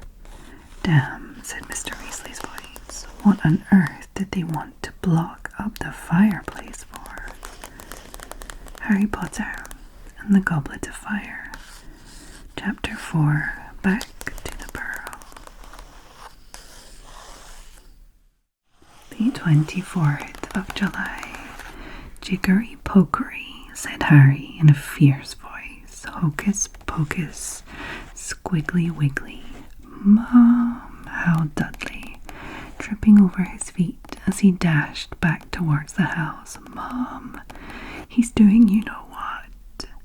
Harry Potter and the Chamber of Secrets, Chapter 1, The Worst Birthday. The 25th of July. Hagrid seized his umbrella and whirled it over his head. Never, he thundered, insult Albus Dumbledore in front of me. Harry Potter and the Philosopher's Stone, Chapter 4, The Keeper of the Keys. The 26th of July. Uncle Vernon was pointing at what looked like a large rock way out to sea. Perched on top of the rock was the most miserable little shack you could imagine. Harry Potter and the Philosopher's Stone, Chapter 3, The Letters from No One. The 27th of July. Turning the envelope over, his hand trembling, Harry saw a purple wax seal bearing a coat of arms, a lion, an eagle, a badger, and a snake surrounding a large letter H. Harry Potter and the Philosopher's Stone, Chapter 3, The Letters from No One. The 28th of July. Last time I saw you, you was only a baby, said the giant.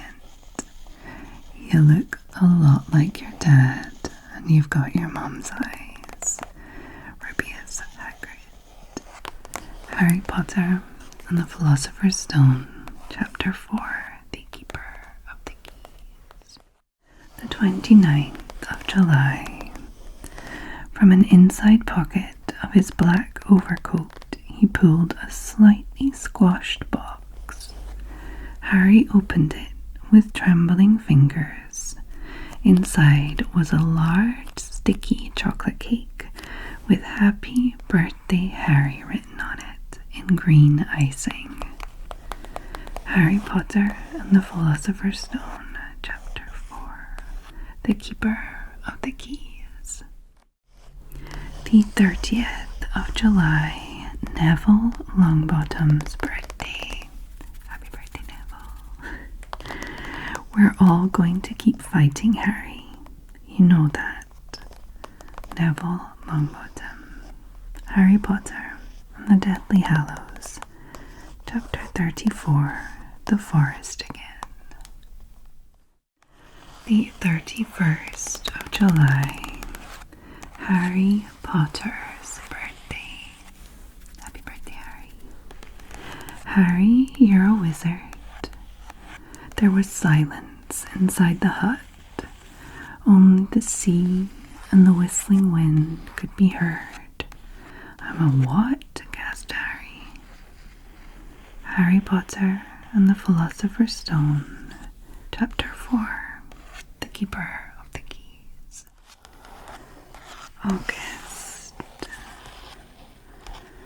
Mr. Weasley conjured up candles to light the darkening garden before they had their pudding, homemade strawberry ice cream. And by the time they had finished, moths were fluttering low over the table, and the warm air was perfumed with the smells of grass and honeysuckle. The 1st of August.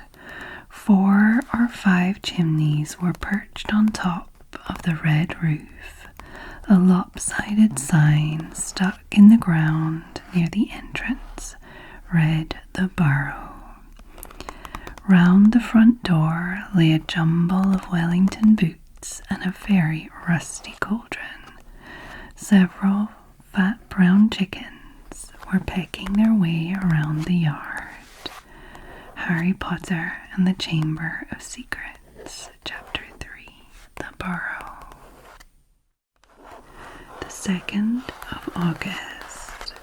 Harry stepped over a pack of self-shuffling playing cards on the floor and looked out of the tiny window. In the field far below, he could see a gang of gnomes sneaking one by one back through the Weasley's hedge. Harry Potter and the Chamber of Secrets, Chapter 3. The Burrow. The 3rd of August. Books were stacked 3 deep on the mantelpiece. Books with titles like "Charm Your Own Cheese," "Enchanted in Baking," and "1 Minute Feasts Its Magic." And unless Harry's ears were deceiving him, the old radio next to the sink had just announced that coming up was witching hour, with the popular singing sorceress Celestina Warbeck. Harry Potter and the Chamber of Secrets, Chapter 3. The Burrow. The 4th of August.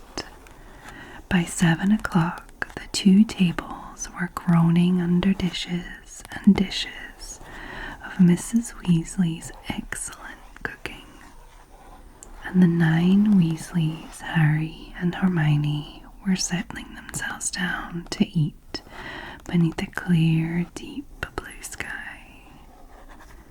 Harry Potter and the Goblet of Fire, Chapter 5.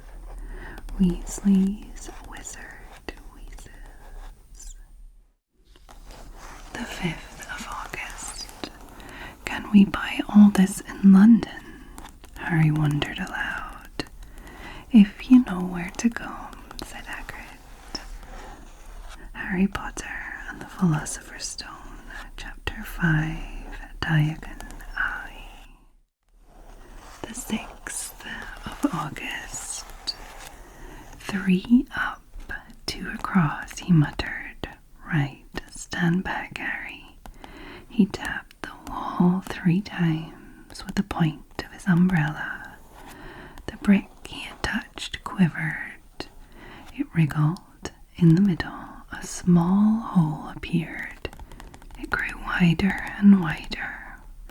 A second later, they were facing an archway large enough, even for Hagrid, an archway onto a cobbled street, which twisted and turned out of sight. Welcome, said Hagrid to Diagon Alley. Harry Potter and the Philosopher's Stone, Chapter 5, Diagon Alley. The 7th of August. Harry, Ron, and Hermione strolled off along the winding cobbled street. The bag of gold, silver, and bronze jangling cheerfully in Harry's pocket was clamouring to be spent. So he bought 3 large strawberry and peanut butter ice creams, which they slurped happily as they wandered up the alley, examining the fascinating shop windows. Harry Potter and the Chamber of Secrets, Chapter 4, A Flourish and Bloods.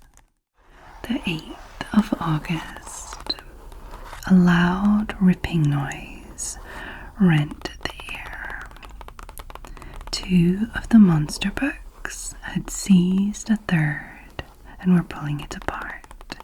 Stop it, cried the manager, poking the walking stick through the bars and knocking the books apart. I'm never stocking them again, never. It's been bedlam. I thought we'd seen the worst when we bought 200 copies of the Invisible Book of Invisibility. Cost a fortune, and we never found them. Harry Potter and the Prisoner of Azkaban, Chapter 4, The Leaky Cauldron. The 9th of August. Curious indeed how these things happen. The wand chooses the wizard, remember. I think we must expect great things from you, Mr. Potter. Garrick Ollivander, Harry Potter and the Philosopher's Stone, Chapter 5, Diagon Alley. The 10th of August. A low, soft hooting came from a dark shop with a sign saying Ilep's Owl Emporium. Tawny, Screech, Barn, Brown, and Snowy. Several boys of about Harry's age had their noses pressed against a window with broomsticks in it. Look, Harry heard one of them say, the Nimbus 2000, fastest ever. There were shops selling robes, shops selling telescopes, and strange silver instruments Harry had never seen before. Windows stacked with barrels of bat spleens and eel's eyes, tottering piles of spellbooks, quills, and rolls of parchment, potion bottles, globes of the moon. Harry Potter and the Philosopher's Stone, Chapter 5, Diagon Alley. The 11th of August, Ginny Weasley's birthday. Happy birthday, Ginny. Yeah, the DA's good, said Ginny. Only let's make it stand for Dumbledore's army, because that's the Ministry's worst fear, isn't it? Harry Potter and the Order of the Phoenix, Chapter 18, Dumbledore's Army. 12th of August. I don't believe it. I don't believe it. Oh, Ron, how wonderful. A prefect. That's everyone in the family. What are Fred and I, next door neighbours? Said George indignantly, as his mother pushed him aside and flung her arms around her youngest son. Harry Potter and the Order of the Phoenix, Chapter 9, The Woes of Mrs. Weasley. The 13th of August. Harry saw Mrs. Weasley glance at the clock in the washing basket as they left the kitchen. All the hands were once again at mortal peril. Harry Potter and the Half-Blood Prince, Chapter 5, An Excess of Phlegm. The 14th of August. Mrs. Weasley jabbed her wand at the cutlery drawer, which shot open. Harry and Ron both jumped out the way as several knives soared out of it, flew across the kitchen, and began chopping potatoes, which had just been tipped back into the sink by the dustpan. Harry Potter and the Goblet of Fire, Chapter 5, Weasley's Wizard Wheezes. The 15th of August. Welcome to the night bus, emergency transport for the stranded witch or wizard. Just stick out your wand, step on board, and we can take you anywhere you want to go. My name is Stan Shunpike, and I will be your conductor this eve. The conductor stopped abruptly. He had just caught sight of Harry, who was still sitting on the ground. Harry Potter and the Prisoner of Azkaban, Chapter 3, The Night Bus. The 16th of August. Listen, how much would it be to get to London? 11 sickles, said Stan. But for 13, you get hot chocolate, and for 15, you get an hot water bottle and a toothbrush in your colour of choice. Harry Potter and the Prisoner of Azkaban, Chapter 3, The Night Bus. The 17th of August. One by one, wizards and witches in dressing gowns and slippers descended from the upper floors to leave the bus. They all looked very pleased to go. Harry Potter and the Prisoner of Azkaban, Chapter 3, The Night Bus. The 18th of August. I knew it, Stan shouted gleefully. Ern, guess who Neville is? Ern, he's Harry Potter. I can see his scar. Harry Potter and the Prisoner of Azkaban, Chapter 3, The Night Bus. The 19th of August. And this is Nymphadora. Don't call me Nymphadora, Remus, said the young witch with a shudder. It's Tonks. Nymphadora Tonks, who prefers to be known by her surname only, finished Lupin. So would you if your fool of a mother had called you Nymphadora, muttered Tonks. Harry Potter and the Order of the Phoenix, Chapter 3, The Advance Guard. The 20th of August. Kingsley Shacklebolt's been a real asset too. He's in charge of the hunt for Sirius. So he's been feeding the Ministry information that Sirius is in Tibet. Arthur Weasley, Harry Potter and the Order of the Phoenix, Chapter 5, The Order of the Phoenix. The 21st of August. Oh, my dear boy, we're "We're not going to punish you for a little thing like that," cried Fudge, waving his crumpet impatiently. "It was an accident. We don't send people to Azkaban for just blowing up their ants." Harry Potter and the Prisoner of Azkaban, Chapter 3, The Night Bus. The 22nd of August, Percy Weasley's birthday. Happy birthday, Percy. "That'll change the world, that report will," said Ron. "Front page of the Daily Prophet, I expect. Cauldron leaks." Percy went slightly pink. "You might sneer, Ron," he said heatedly, "but unless some sort of international law is imposed, we might well find the market flooded with flimsy, shallow-bottomed products which seriously endanger." Harry Potter and the Goblet of Fire, Chapter 5, Weasley's Wizard Wheezes. The 23rd of August, when Cornelius Fudge, the Minister for Magic himself, arrived, Percy bowed so low that his glasses fell off and shattered. Highly embarrassed, he repaired them with his wand, and thereafter remained in his seat, throwing jealous looks at Harry, whom Cornelius Fudge had greeted like an old friend.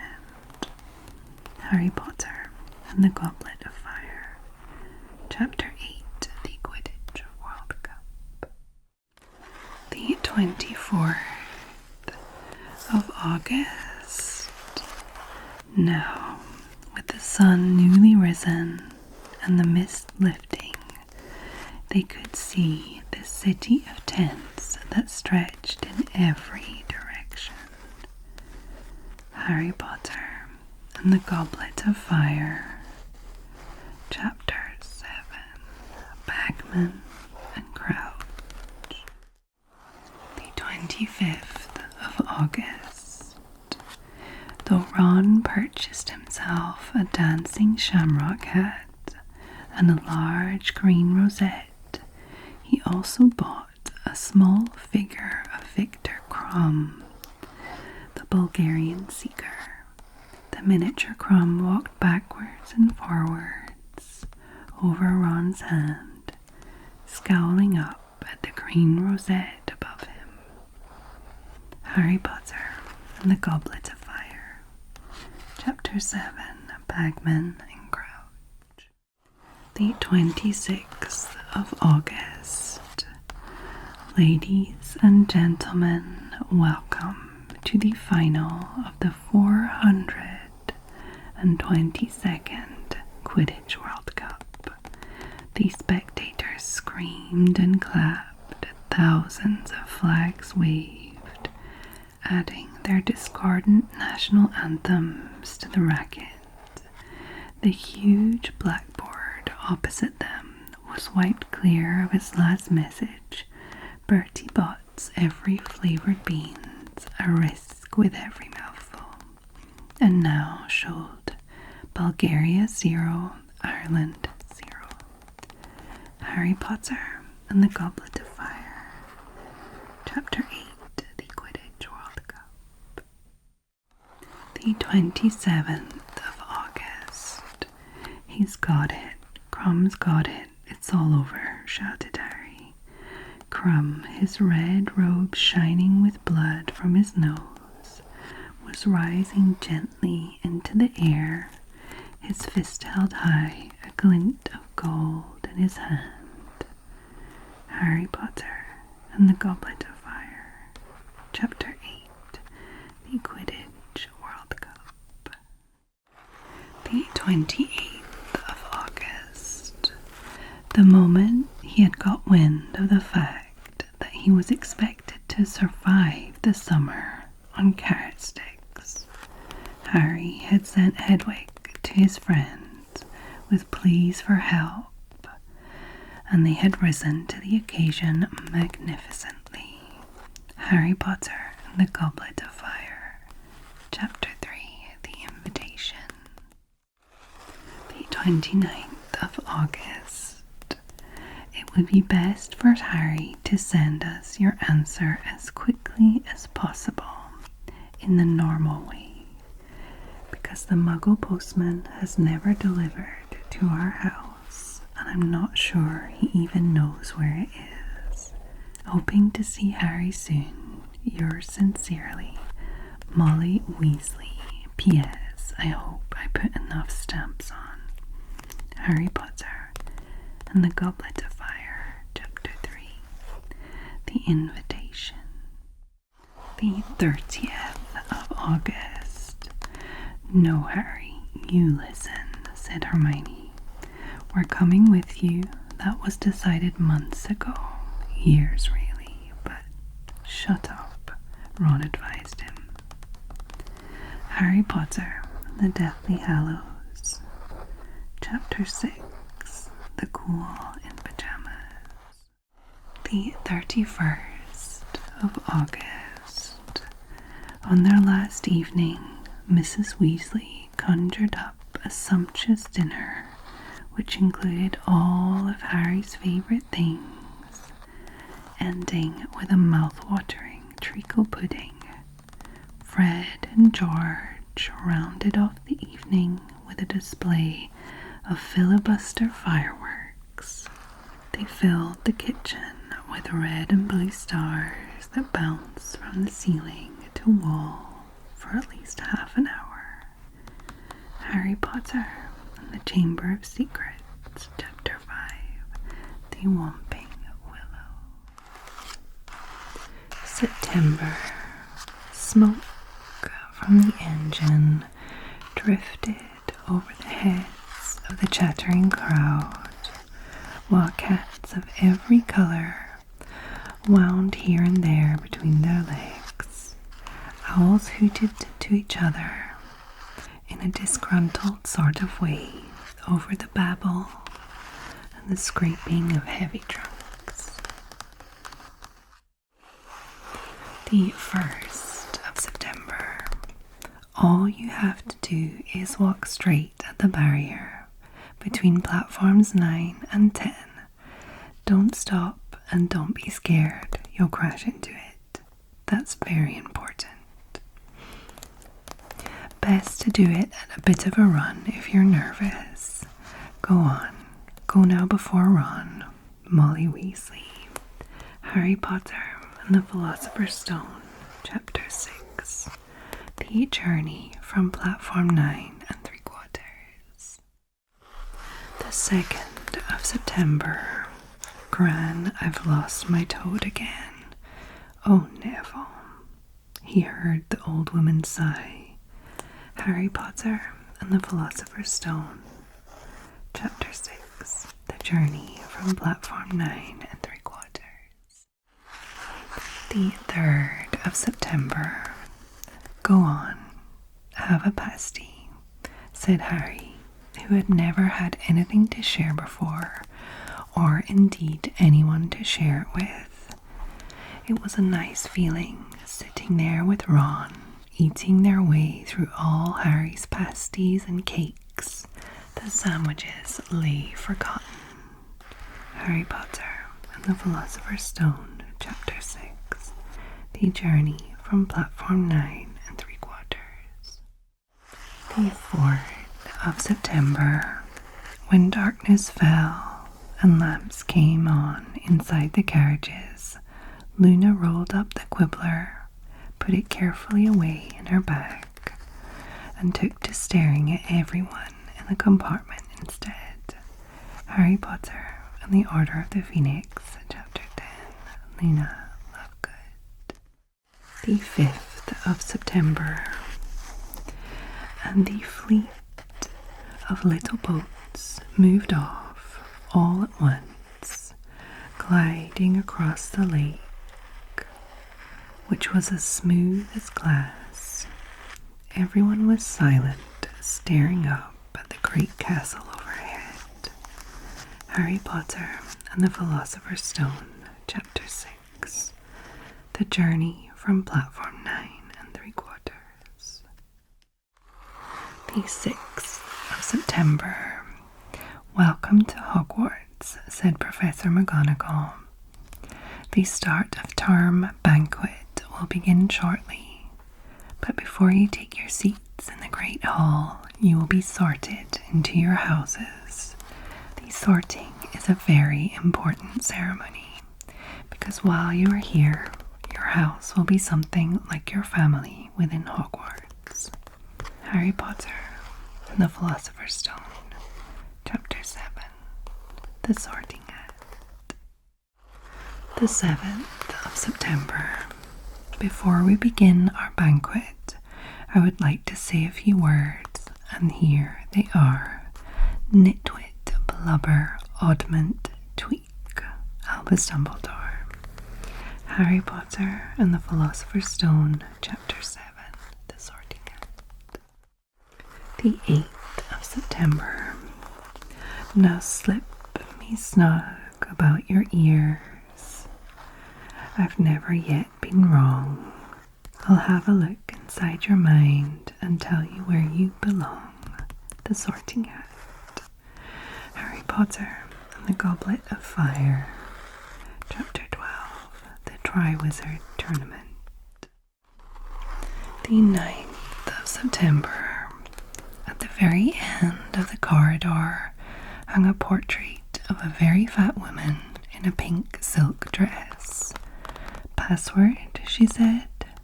Caput Draconis, said Percy, and the portrait swung forward to reveal a round hole in the wall. They all scrambled through it. Neville needed a leg up and found themselves in the Gryffindor common room, a cozy round room full of squashy armchairs. Harry Potter and the Philosopher's Stone, Chapter 7, The Sorting Hat. The 10th of September. Harry climbed the spiral stairs with no thought in his head except how glad he was to be back. They reached their familiar circular dormitory with its 5 four-poster beds, and Harry, looking around, felt he was at home at last. Harry Potter and the Prisoner of Azkaban, Chapter 5, The Dementor. The 11th of September. Harry had caught Ron prodding Dean's poster of the West Ham football team, trying to make the players move. Harry Potter and the Philosopher's Stone, Chapter 9, The Midnight Duel. The 12th of September. Harry looked across the now empty common room and saw, illuminated by the moonlight, a snowy owl perched on the windowsill. "Hedwig," he shouted, and he launched himself out of his chair and across the room to pull open the window. Harry Potter and the Goblet of Fire, Chapter 14, The Unforgivable Curse. The 13th of September. There were 142 staircases at Hogwarts. Wide, sweeping ones, narrow, rickety ones, and some that led somewhere different on a Friday. Some with a vanishing step halfway up that you had to remember to jump. Harry Potter and the Philosopher's Stone, Chapter 8, The Potions Master. The 14th of September. Wandering around at midnight, echo firsties, tut tut tut, naughty naughty, you'll get caughty. Not if you don't give us away, Peeves, please. Should tell Filch I should, said Peeves in a saintly voice, but his eyes glittered wickedly. It's for your own good, you know. Harry Potter and the Philosopher's Stone, Chapter 9, The Midnight Duel. The 15th of September. Then there were were doors that wouldn't open unless you asked politely or tickled them in exactly the right place, and doors that weren't really doors at all, but solid walls just pretending. It was also very hard to remember where anything was, because it all seemed to move around a lot. The people in the portraits kept going to visit each other, and Harry was sure the coats of armour could walk. Harry Potter and the Philosopher's Stone, Chapter 8, The Potions Master. The 16th of September. But Hogwarts is hidden, said Hermione in surprise. Everyone knows that. Well, everyone who's read Hogwarts, a history anyway. Just you then, said Ron. So go on, how'd you hide a place like Hogwarts? It's bewitched, said Hermione. If a muggle looks at it, all they see is a mouldering old ruin with a sign over the entrance saying, "Danger, do not enter, unsafe." Harry Potter and the Goblet of Fire, Chapter 11, Aboard the Hogwarts Express. The 17th of September. Nobody in my family's magic at all. It was ever such a surprise when I got my letter, but I was ever so pleased, of course. I mean, it's the very best school of witchcraft there is. I've heard. I've learned all our set books off by heart, of course. I just hope it will be enough. I'm Hermione Granger, by the way. Who are you? She said all this very fast. Harry Potter and the Philosopher's Stone, Chapter 6, The Journey from Platform 9 3/4. The 18th of September.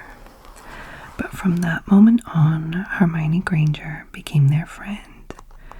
There are some things you can't share without ending up liking each other, and knocking out a 12-foot mountain troll is one of them. Harry Potter and the Philosopher's Stone, Chapter 10, Halloween. The 19th of September, Hermione Granger's birthday. Happy birthday, Hermione. I hope you're pleased with yourselves. We could all have been killed, or worse, expelled. Now, if you don't mind, I'm going to bed. Hermione Granger. Harry Potter and the Philosopher's Stone, Chapter 9, The Midnight Duel. The 20th of September. There was a lot more to magic, as Harry quickly found out, than waving your wand and saying a few funny words. Harry Potter and the Philosopher's Stone, Chapter 8, The Potions Master.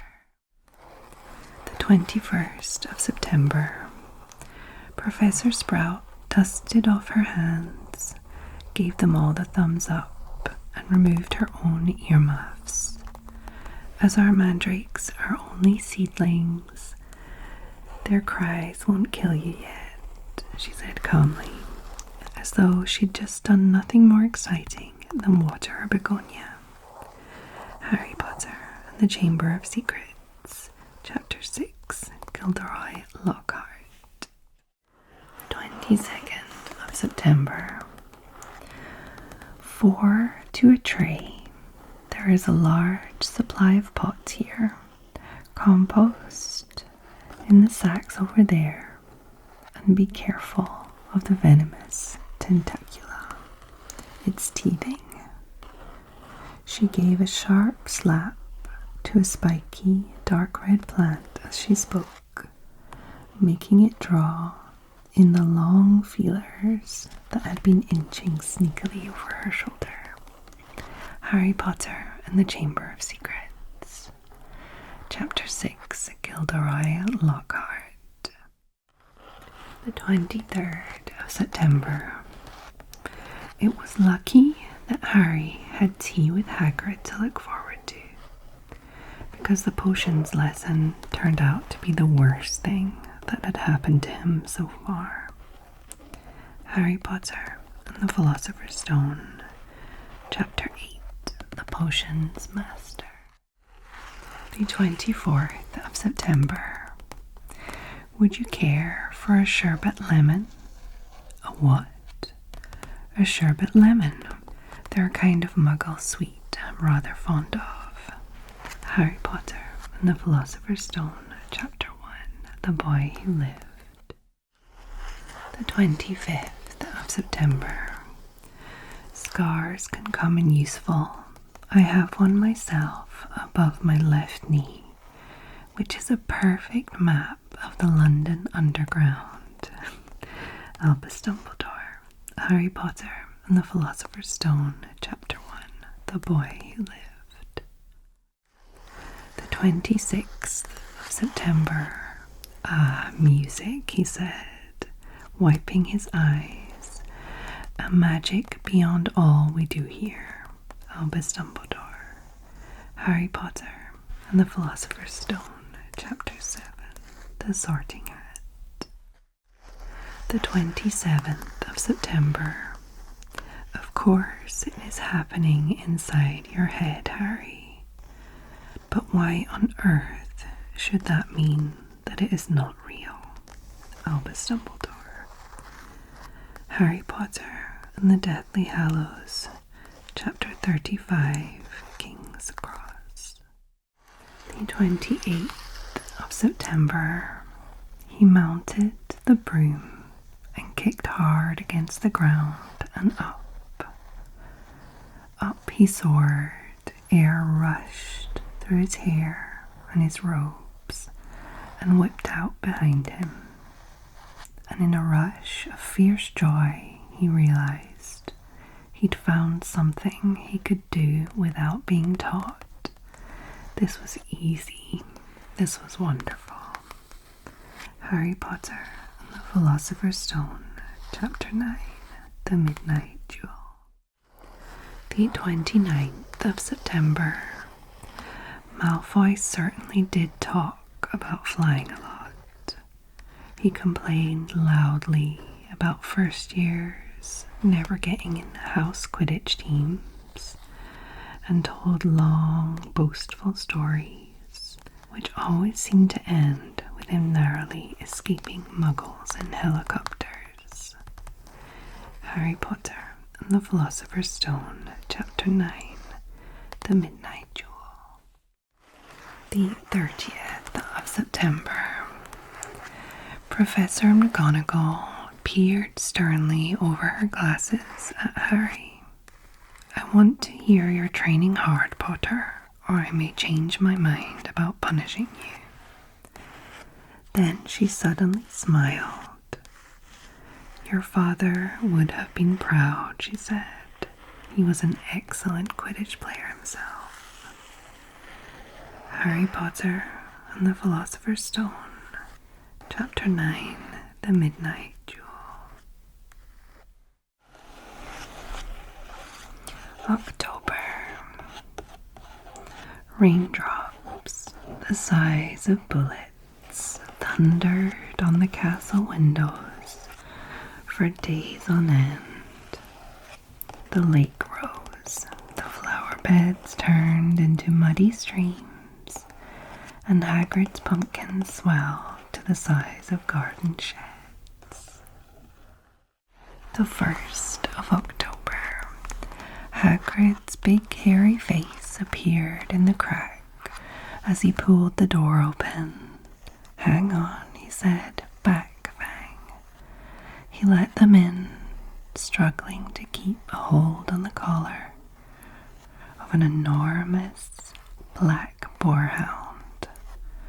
Harry Potter and the Philosopher's Stone, Chapter 8, The Potions Master. The 2nd of October. A light rain had started to fall by mid-afternoon. It was very cozy, sitting by the fire, listening to the gentle patter of the drops on the window, watching Hagrid darning his socks books and arguing with Hermione about house elves, for he flatly refused to join Spew when she showed him her badges. Harry Potter and the Goblet of Fire, Chapter 16, The Goblet of Fire. The 3rd of October. In the small vegetable patch behind Hagrid's house were a dozen of the largest pumpkins Harry had ever seen. Each was the size of a large boulder. "Getting on well, aren't they?" said Hagrid happily, for the Halloween feast should be big enough by then. "What have you been feeding them?" said Harry. Hagrid looked over his shoulder to check that they were alone. "Well, I've been giving them, a bit of help." Harry noticed Hagrid's flowery pink umbrella leaning against the back wall of the cabin. Harry Potter and the Chamber of Secrets, Chapter 7, Mudbloods and Murmurs. The 4th of October, Professor McGonagall's birthday. Happy birthday, Minerva. "How did you know it was me?" she asked. "My dear Professor, I've never seen a cat sit so stiffly." "You'd be stiff if you'd been sitting on a brick wall all day," said Professor McGonagall. Harry Potter and the Philosopher's Stone, Chapter 1, The Boy Who Lived. The 5th of October. Transfiguration is some of the most complex and dangerous magic you will learn at Hogwarts, she said. "Anyone messing around in my class will leave and not come back. You have been warned." Then she changed her desk into a pig and back again. They were all very impressed and couldn't wait to get started, but soon realized they weren't going to be changing the furniture into animals for a long time. After making a lot of complicated notes, they were each given a match and started trying to turn it into a needle. By the end of the lesson, only Hermione Granger had made any difference to her match. Professor McGonagall showed the class how it had gone all silver and pointy and gave Hermione a rare smile. Harry Potter and the Philosopher's Stone, Chapter 8, The Potions Master. The 6th of October. The 3rd years emerged from Transfiguration at lunchtime on Monday, limp and ashen-faced, comparing results and bemoaning the difficulty of the task they had been set, which had included turning a teapot into a tortoise. Harry Potter and the Prisoner of Azkaban, Chapter 16, Professor Trelawney's Prediction. The 7th of October. "All in favour of the DA," said Hermione bossily, kneeling up on her cushion to count. "That's a majority. Motion passed." She pinned a piece of parchment with all their signatures on it to the wall and wrote across the top in large letters, "Dumbledore's Army.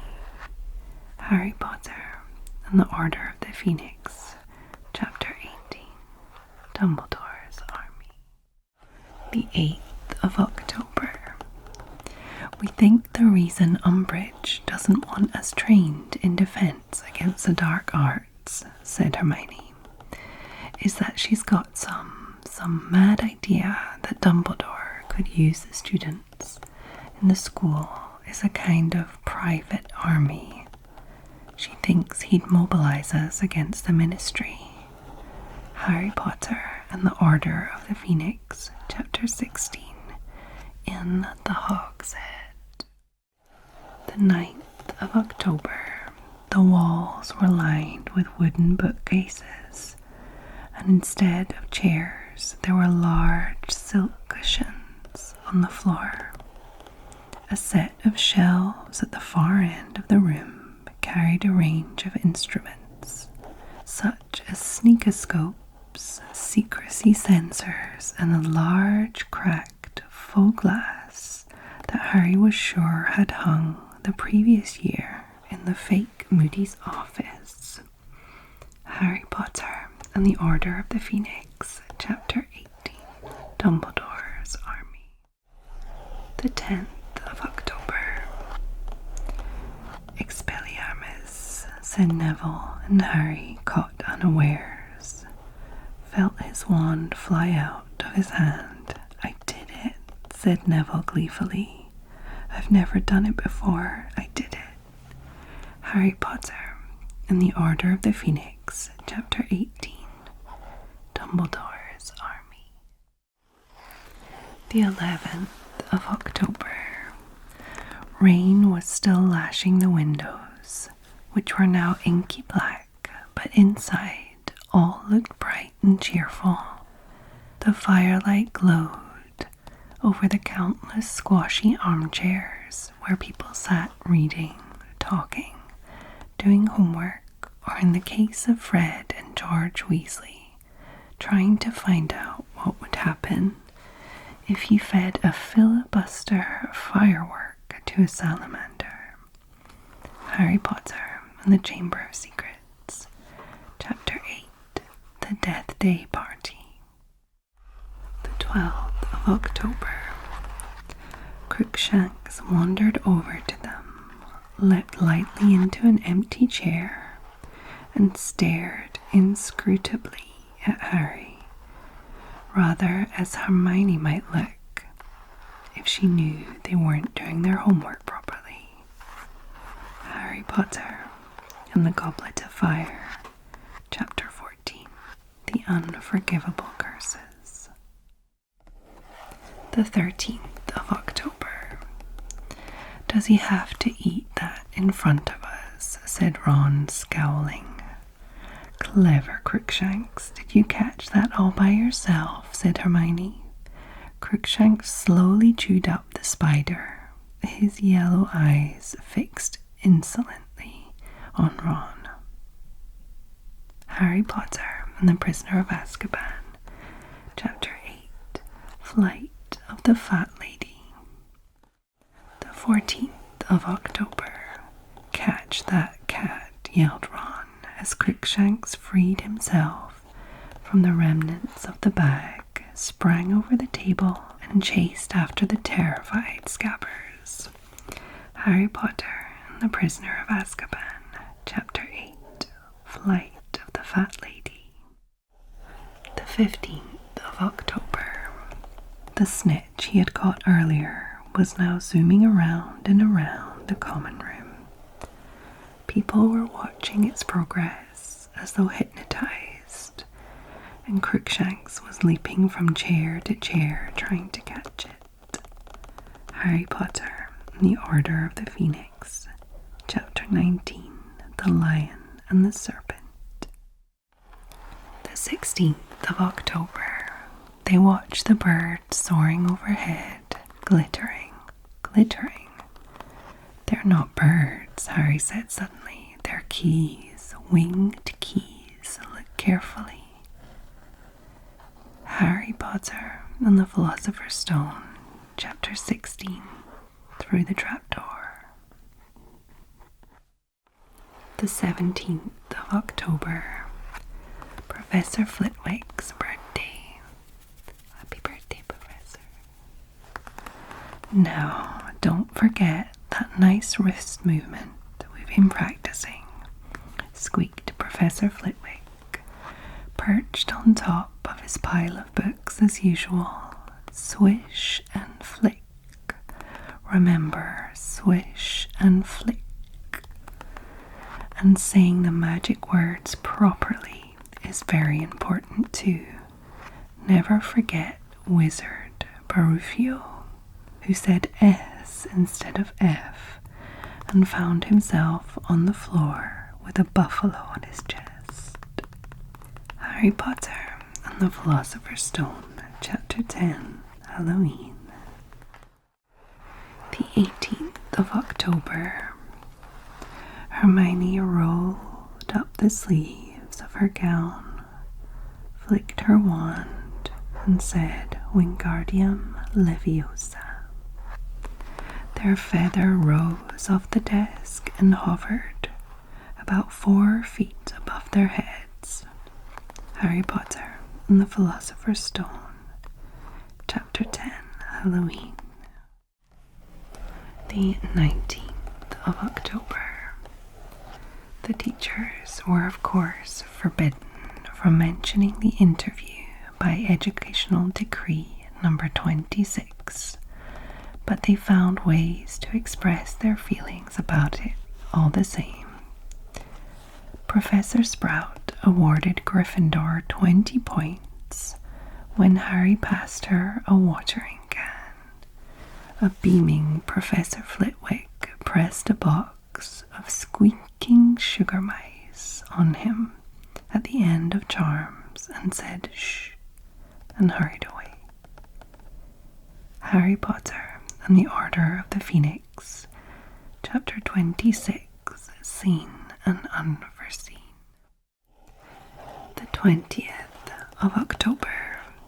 Harry saw with immense satisfaction a dishevelled and soot-blackened Umbridge, tottering sweaty-faced from Professor Flitwick's classroom. "Thank you so much, Professor," said Professor Flitwick in his squeaky little voice.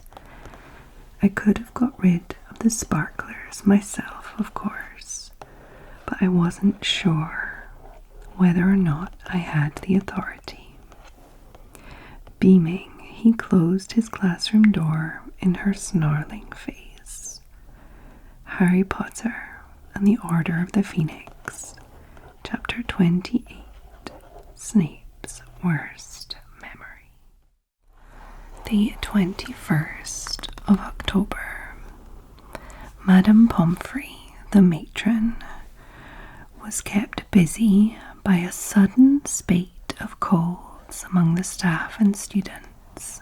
Her pepper-up potion worked instantly, though it left the drinker smoking at the ears for several hours afterwards. Harry Potter and the Chamber of Secrets, Chapter 8, The Death Day Party. The 22nd of October. "First Hogsmeade weekend," said Ron, pointing at a notice that had appeared on the battered old notice board. "End of October, Halloween, Harry Potter and the Prisoner of Azkaban." Chapter 8, Flight of the Fat Lady. The 23rd of October.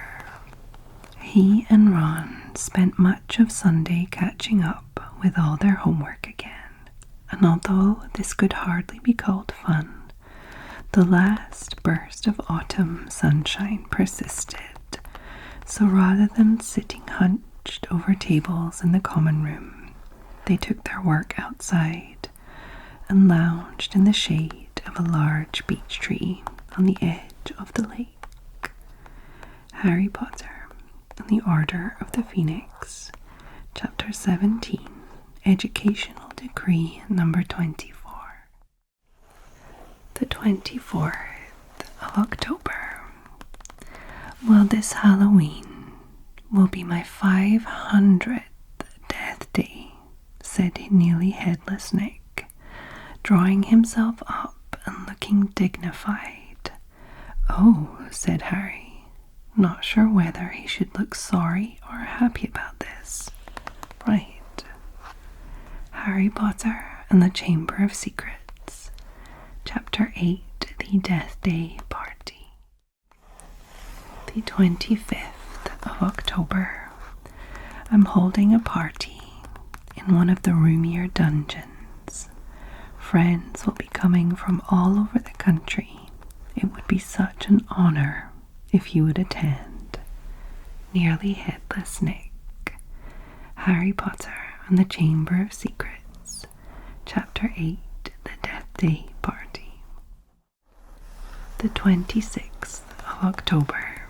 The dungeon was full of hundreds of pearly white translucent people, mostly drifting around a crowded dance floor, waltzing to the dreadful quavering sound of 30 musical saws played by an orchestra on a black draped platform. Harry Potter and the Chamber of Secrets. Chapter 8, The Death Day Party.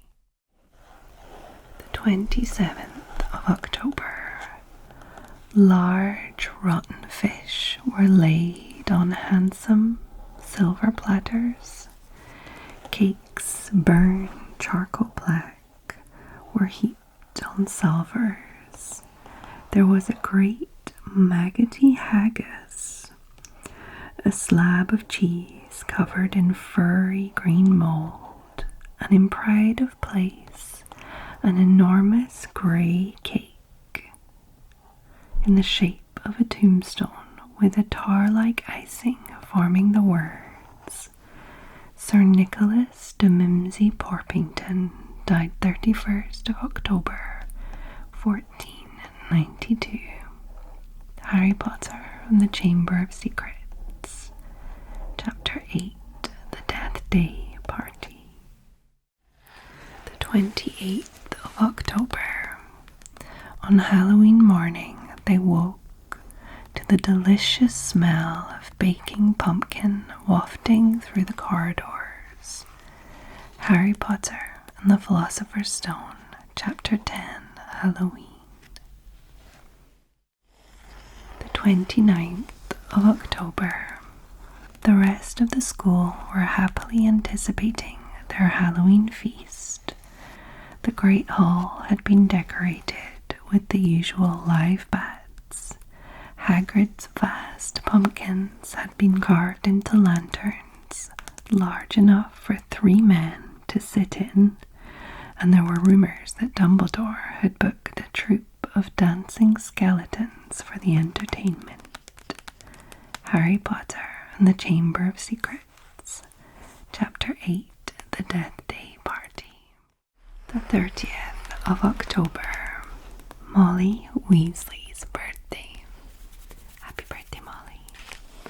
Mrs. Weasley set the potion down on the bedside cabinet, bent down and put her arms around Harry. He had no memory of ever being hugged like this, as though by a mother. Harry Potter and the Goblet of Fire. Chapter 36, The Parting of the Ways. The 31st of October, Halloween. Nearly Headless Nick, Death Day. Happy Death Day, Nick. The feast finished with an entertainment provided by the Hogwarts ghosts. They popped out of the walls and tables to do a spot of formation gliding. Nearly Headless Nick, the Gryffindor ghost, had a great success with a reenactment of his own botched beheading. Harry Potter and the Prisoner of Azkaban, Chapter 8, The Flight of the Fat Lady.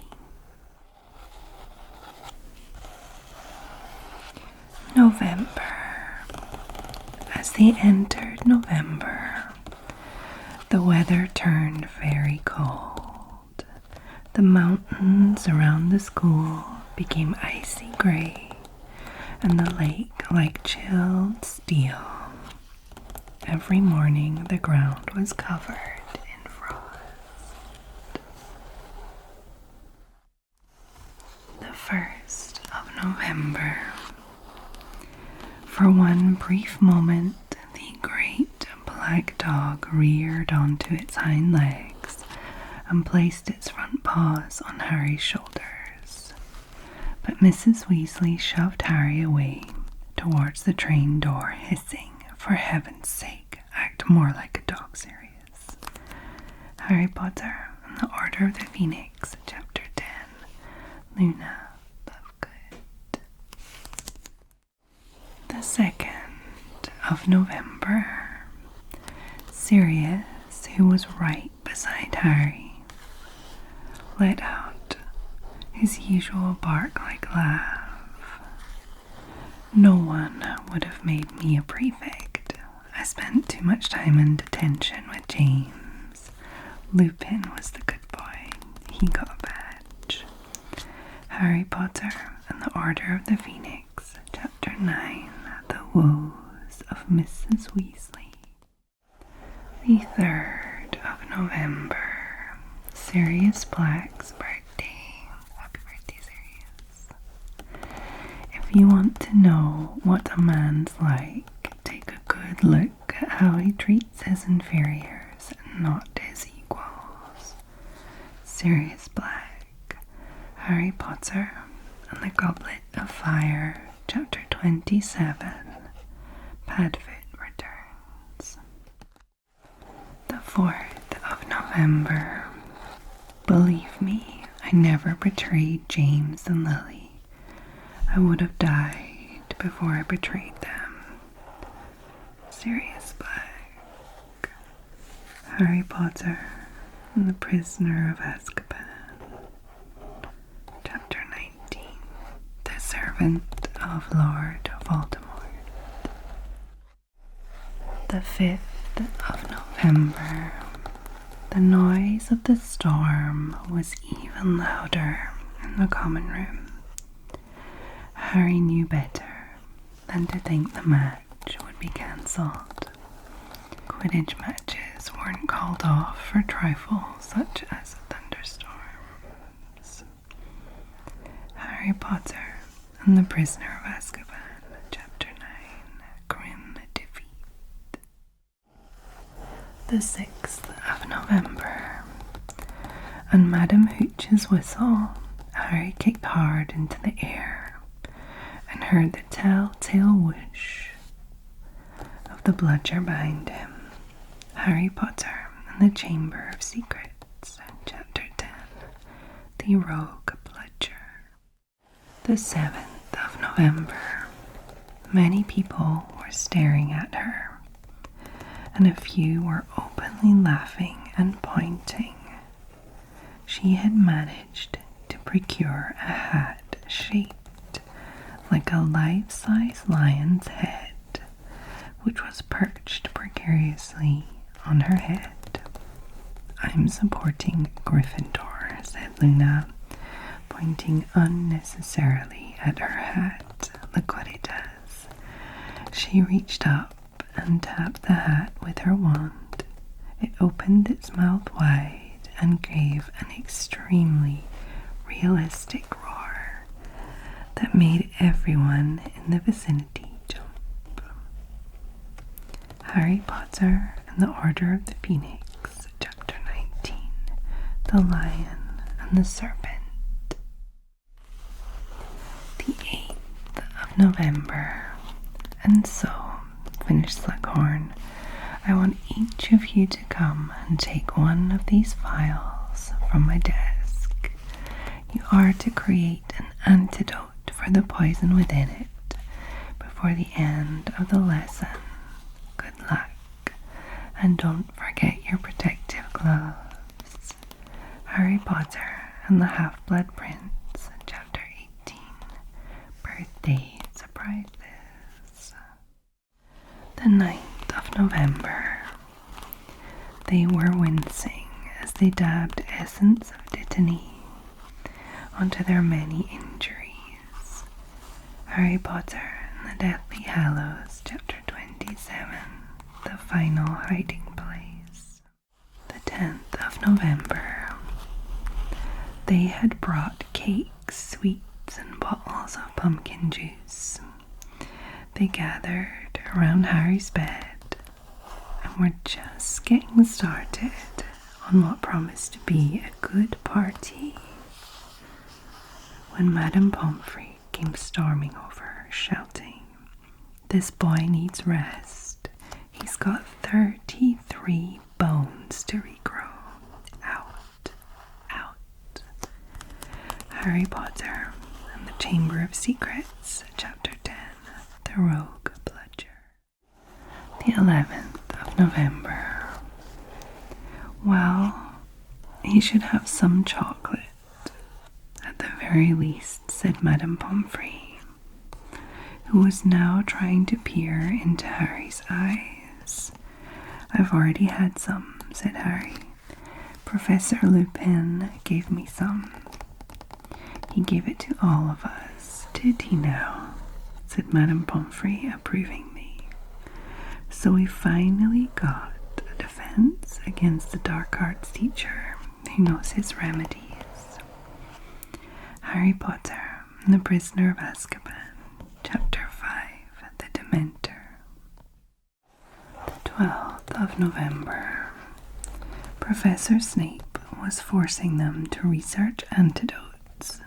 They took this seriously, as he had hinted that he might be poisoning one of them before Christmas to see if their antidote worked. Harry Potter and the Goblet of Fire, Chapter 15, Beauxbatons and Durmstrang. The 13th of November. Why don't we go and have a butterbeer in the Three Broomsticks? It's a bit cold, isn't it? Hermione Granger. Harry Potter and the Goblet of Fire, Chapter 19, The Hungarian Horntail. The 14th of November. They left Zonko's with their money bags considerably lighter than they had been on entering, but their pockets bulging with dung bombs, hiccough sweets, frog spawn soup, and nose-biting teacup apiece. Harry Potter and the Prisoner of Azkaban, Chapter 14, Snape's Grudge. The 15th of November. The owls sat hooting softly down at him. At least 300 of them, from great greys right down to tiny little scops owls, local deliveries only, which were so small they could have sat in the palm of Harry's hand. Harry Potter and the Prisoner of Azkaban, Chapter 14, Snape's Grudge. The 16th of November. You see, we have never been able to keep a defense against the dark arts teacher for longer than a year, since I refused the post to Lord Voldemort, Albus Dumbledore. Harry Potter and the Half-Blood Prince, Chapter 20, Lord Voldemort's Request. The 17th of November. I did think of Voldemort first, said Harry honestly, but then I remembered those Dementors. I see, said Lupin thoughtfully. Well, I'm impressed. He smiled slightly at the look of surprise on Harry's face. That suggests that what you fear most of all is fear. Very wise, Harry. Harry Potter and the Prisoner of Azkaban, Chapter 8, The Flight of the Fat Lady. The 18th of November. Now, if there's no counter curse, why am I showing you? Because you've got to know, you've got to appreciate what the worst is. You don't want to find yourself in a situation where you're facing it. Constant vigilance, Mad-Eye Moody. Harry Potter and the Goblet of Fire, Chapter 14, The Unforgivable Curses. the 19th of November. All I could find was this, in the introduction of Magic Most Evil. Listen, of the Horcrux, wickedest of the magical inventions, we shall not speak nor give direction. Hermione Granger. Harry Potter and the Half-Blood Prince, Chapter 18, Birthday Surprises. The 20th of November. The skies and the ceiling of the Great Hall turned a pale pearly grey. The mountains around Hogwarts were snow-capped, and the temperature in the castle dropped so low that many students wore their thick protective dragon skin gloves in the corridors between lessons. Harry Potter and the Order of the Phoenix, Chapter 19, The Lion and the Serpent. The 21st of November. It was very hard to move through crowds in the invisibility cloak, in case you accidentally trod on someone, which tended to lead to awkward questions. Harry Potter and the Goblet of Fire, Chapter 19, The Hungarian Horntail. The 22nd of November. What would your head have been doing in Hogsmeade, Potter? Said Snape softly. Your head is not allowed in Hogsmeade. No part of your body has permission to be in Hogsmeade. Harry Potter and the Prisoner of Azkaban, Chapter 14, Snape's Grudge. The 23rd of November. Coming through, Percy called from behind the crowd. The new password's Fortuna Major. Oh no, said Neville Longbottom sadly. He always had trouble remembering the passwords. Harry Potter and the Prisoner of Azkaban, Chapter 5, The Dementor. The 24th of November. Triwizard Tournament, the first task. It was time to do what he had to do, to focus his mind entirely and absolutely upon the thing that was his only chance. He raised his wand. Accio Firebolt, he shouted. Harry Potter and the Goblet of Fire, Chapter 20, the first task. The 25th of November. Keep back there, Hagrid, yelled the wizard near the fence, straining on the chain he was holding. They can shoot fire at a range of 20 feet, you know. I've seen this Horntail do 40. Isn't it beautiful? Said Hagrid softly. Harry Potter and the Goblet of Fire, Chapter 19, The Hungarian Horntail. The 26th of November. Cedric put his hand into the bag and out came the bluish-grey Swedish short snout, the number 1 tied around its neck. Knowing what was left, Harry put his hand into the silk bag and pulled out the Hungarian Horntail and the number 4. Harry Potter and the Goblet of Fire, Chapter 20, the first task. The 27th of November.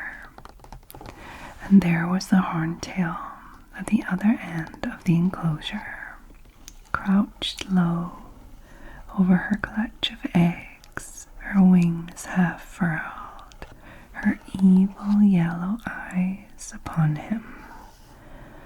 A monstrous, scaly black lizard, thrashing her spiked tail, leaving yard-long gouge marks in the hard ground. Harry Potter and the Goblet of Fire, Chapter 20, the first task. The 28th of November. They'll all forget this in a few weeks. Fred and George have lost loads of points in all the time they've been here, and people still like them. They've never lost 150 points in one go, though, have they? Said Harry miserably. Well, no, admitted Ron. Harry Potter and the Philosopher's Stone, Chapter 15, The Forbidden Forest. 29th of November. It's just a pity they let the old punishments die out. Hang you by your wrists from the ceiling for a few days. I've got the chains still in my office. Keep 'em well oiled just in case they're ever needed. Argus Filch, Harry Potter and the Philosopher's Stone, Chapter 15, The Forbidden Forest. The 30th of November. I was never a prefect myself, said Tonks brightly from behind Harry, as everybody moved towards the table to help themselves to food. Her hair was tomato red and waist-length today. She looked like Ginny's older sister. My head of house and I lacked certain necessary qualities. Like what? Said Ginny, who was choosing a baked potato. Like the ability to behave myself, said Tonks. Harry Potter and the Order of the Phoenix, Chapter 9, The Woes of Mrs. Weasley. December. Snow was swirling against the icy windows once more. Christmas was approaching fast. The 1st of December.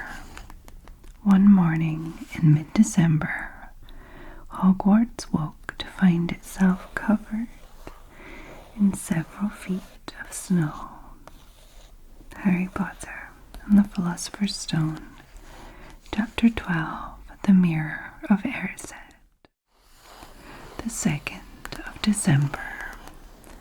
George closed the door quietly and then turned beaming to look at Harry. Early Christmas present for you, Harry, he said. Fred pulled something from inside his cloak with a flourish and laid it on one of the desks. It was a large, square, very worn piece of parchment with nothing written on it. Harry, suspecting one of Fred and George's jokes, stared at it. Harry Potter, The Prisoner of Azkaban, Chapter 10, The Marauder's Map. The 3rd of December. Hogsmeade looked like a Christmas card.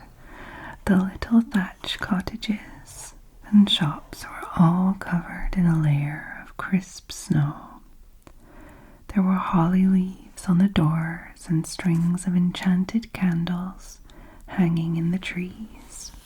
Harry Potter and the Prisoner of Azkaban, Chapter 10, The Marauder's Map.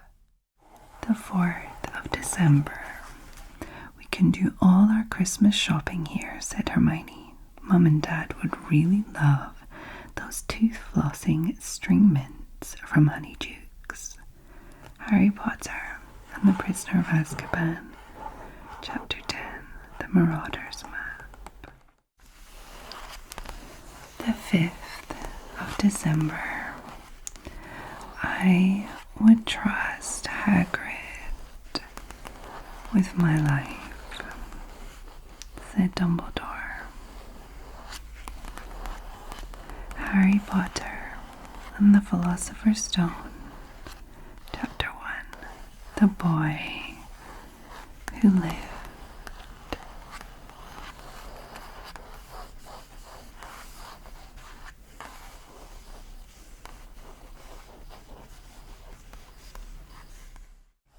The 6th of December, Rubius Hagrid's birthday. Happy birthday, Hagrid. I am what I am, and I'm not ashamed. Never be ashamed, my old dad used to say. There's some who'll hold it against you, but they're not worth bothering with, Rubius Hagrid. Harry Potter and the Goblet of Fire, Chapter 24, Rita Skeeter's Scoop. The 7th of December, the dormitory doors flew open, making them all jump. Hagrid came striding towards them, his hair rain-flecked, his bearskin coat flapping behind him, a crossbow in his hand, leaving a trail of muddy, dolphin-sized footprints all over the floor. Harry Potter and the Half-Blood Prince, Chapter 19, Elf Trails. The 8th of December. I was at Hogwarts myself, but I got expelled. To tell you the truth, in my 3rd year, they snapped my wand in half and everything. Rubius Hagrid.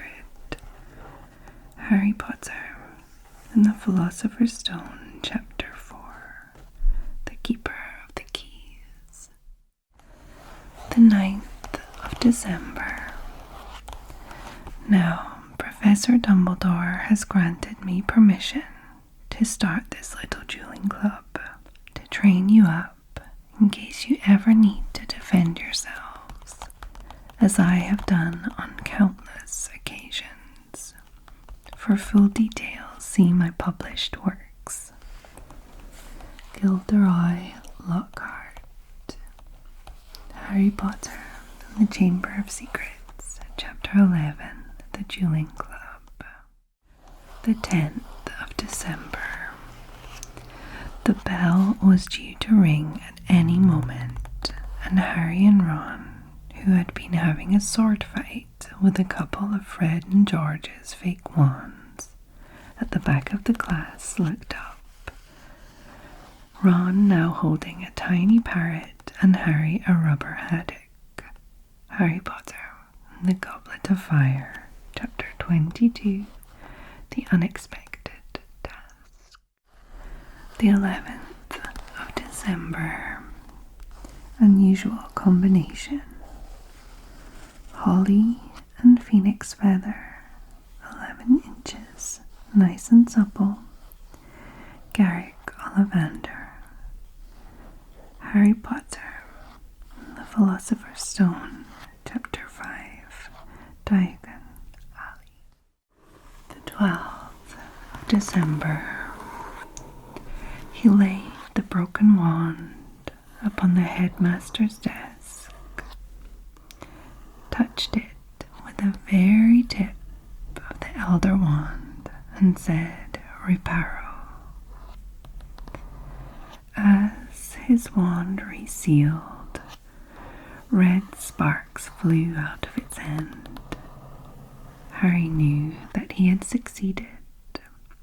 Harry Potter and the Deathly Hallows, Chapter 36, The Flaw in the Plan. The 13th of December. That wand's more trouble than it's worth, said Harry. And quite honestly, he turned away from the painted portraits, thinking now only of the 4-poster bed lying waiting for him in Gryffindor Tower, and wondering whether Creature might bring him a sandwich there. I've had enough trouble for a lifetime. Harry Potter and the Deathly Hallows, Chapter 36, The Flaw in the Plan. The 14th of December. Thick streamers of holly and mistletoe were strung along the corridors. Mysterious lights shone from inside every suit of armor, and the great hall was filled with its usual 12 Christmas trees glittering with gold stars. Harry Potter and the Prisoner of Azkaban, Chapter 11, The Firebolt. The 15th of December. You try putting up tinsel when Peeves has got the other end and is trying to strangle you with it, said Ron. Harry Potter and the Order of the Phoenix, Chapter 21, The Eye of the Snake. The 16th of December. The Yule Ball is of course a chance for all of us to let our hair down, she said in a disapproving voice. Minerva McGonagall. Harry Potter and the Goblet of Fire, Chapter 22, The Unexpected Task. The 17th of December. Mistletoe, said Cho quietly, pointing at the ceiling over his head. Yeah, said Harry. His mouth was very dry. It's probably full of nargles, though. Harry Potter and the Order of the Phoenix, Chapter 21, The Eye of the Snake. The 18th of December.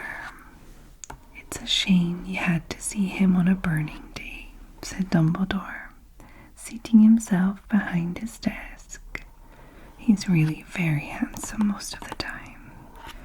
Wonderful red and gold plumage. Fascinating creatures, phoenixes. They can carry immense heavy loads. Their tears have healing powers, and they make highly faithful pets.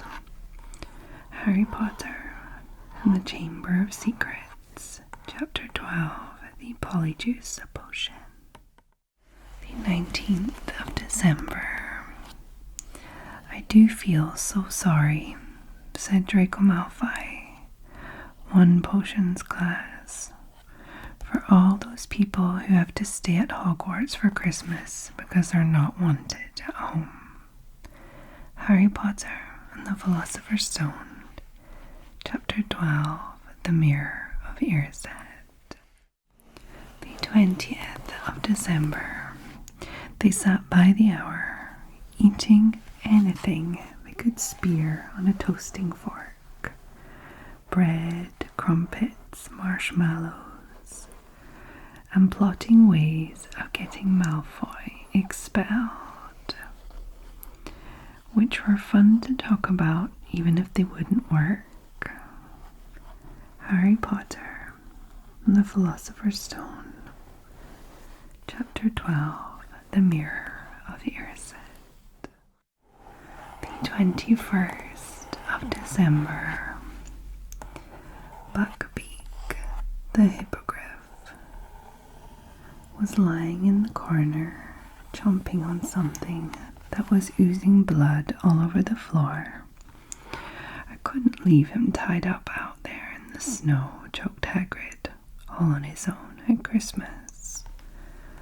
Harry Potter and the Prisoner of Azkaban, Chapter 11, The Firebolt. The 22nd of December.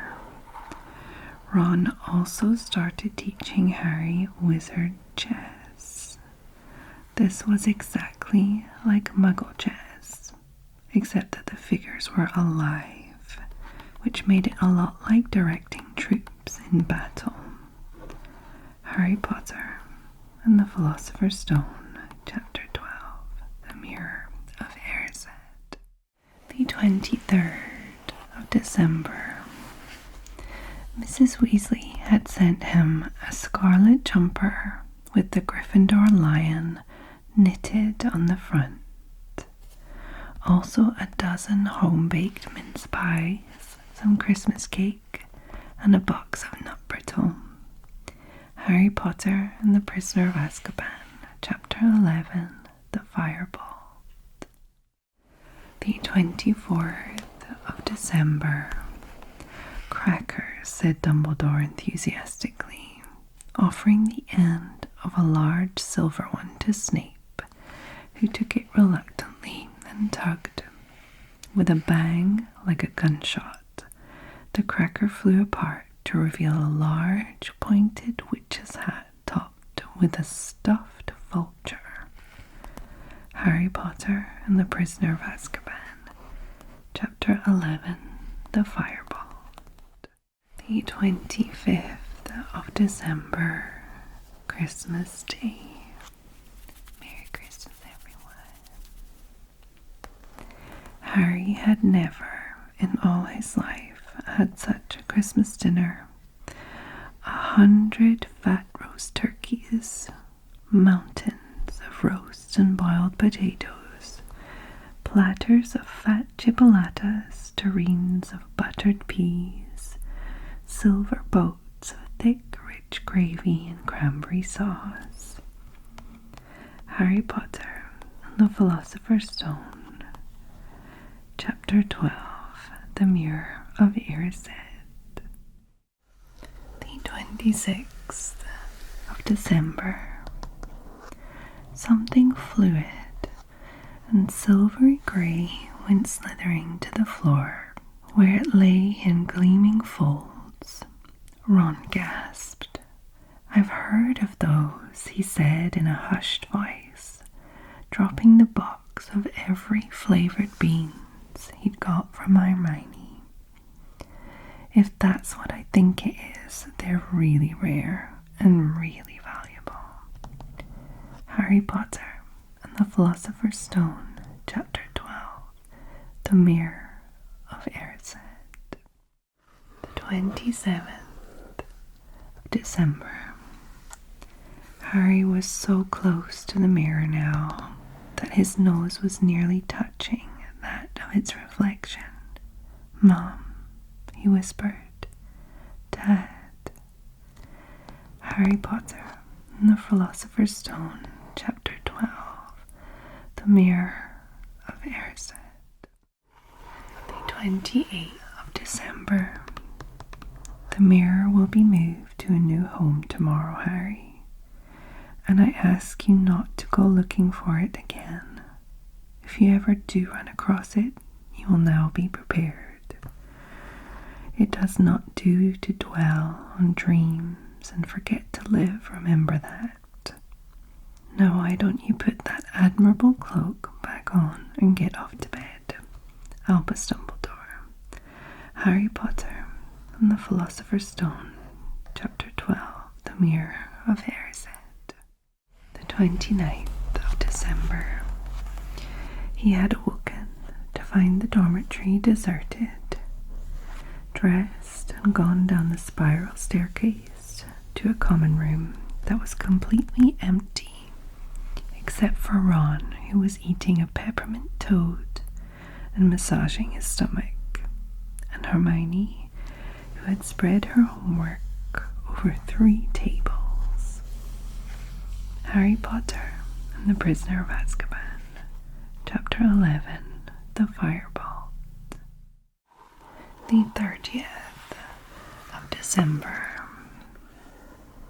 At that moment, Hedwig swooped into the room, carrying a very small package in her beak. "Hello," said Harry happily as she landed on his bed. "Are you speaking to me again?"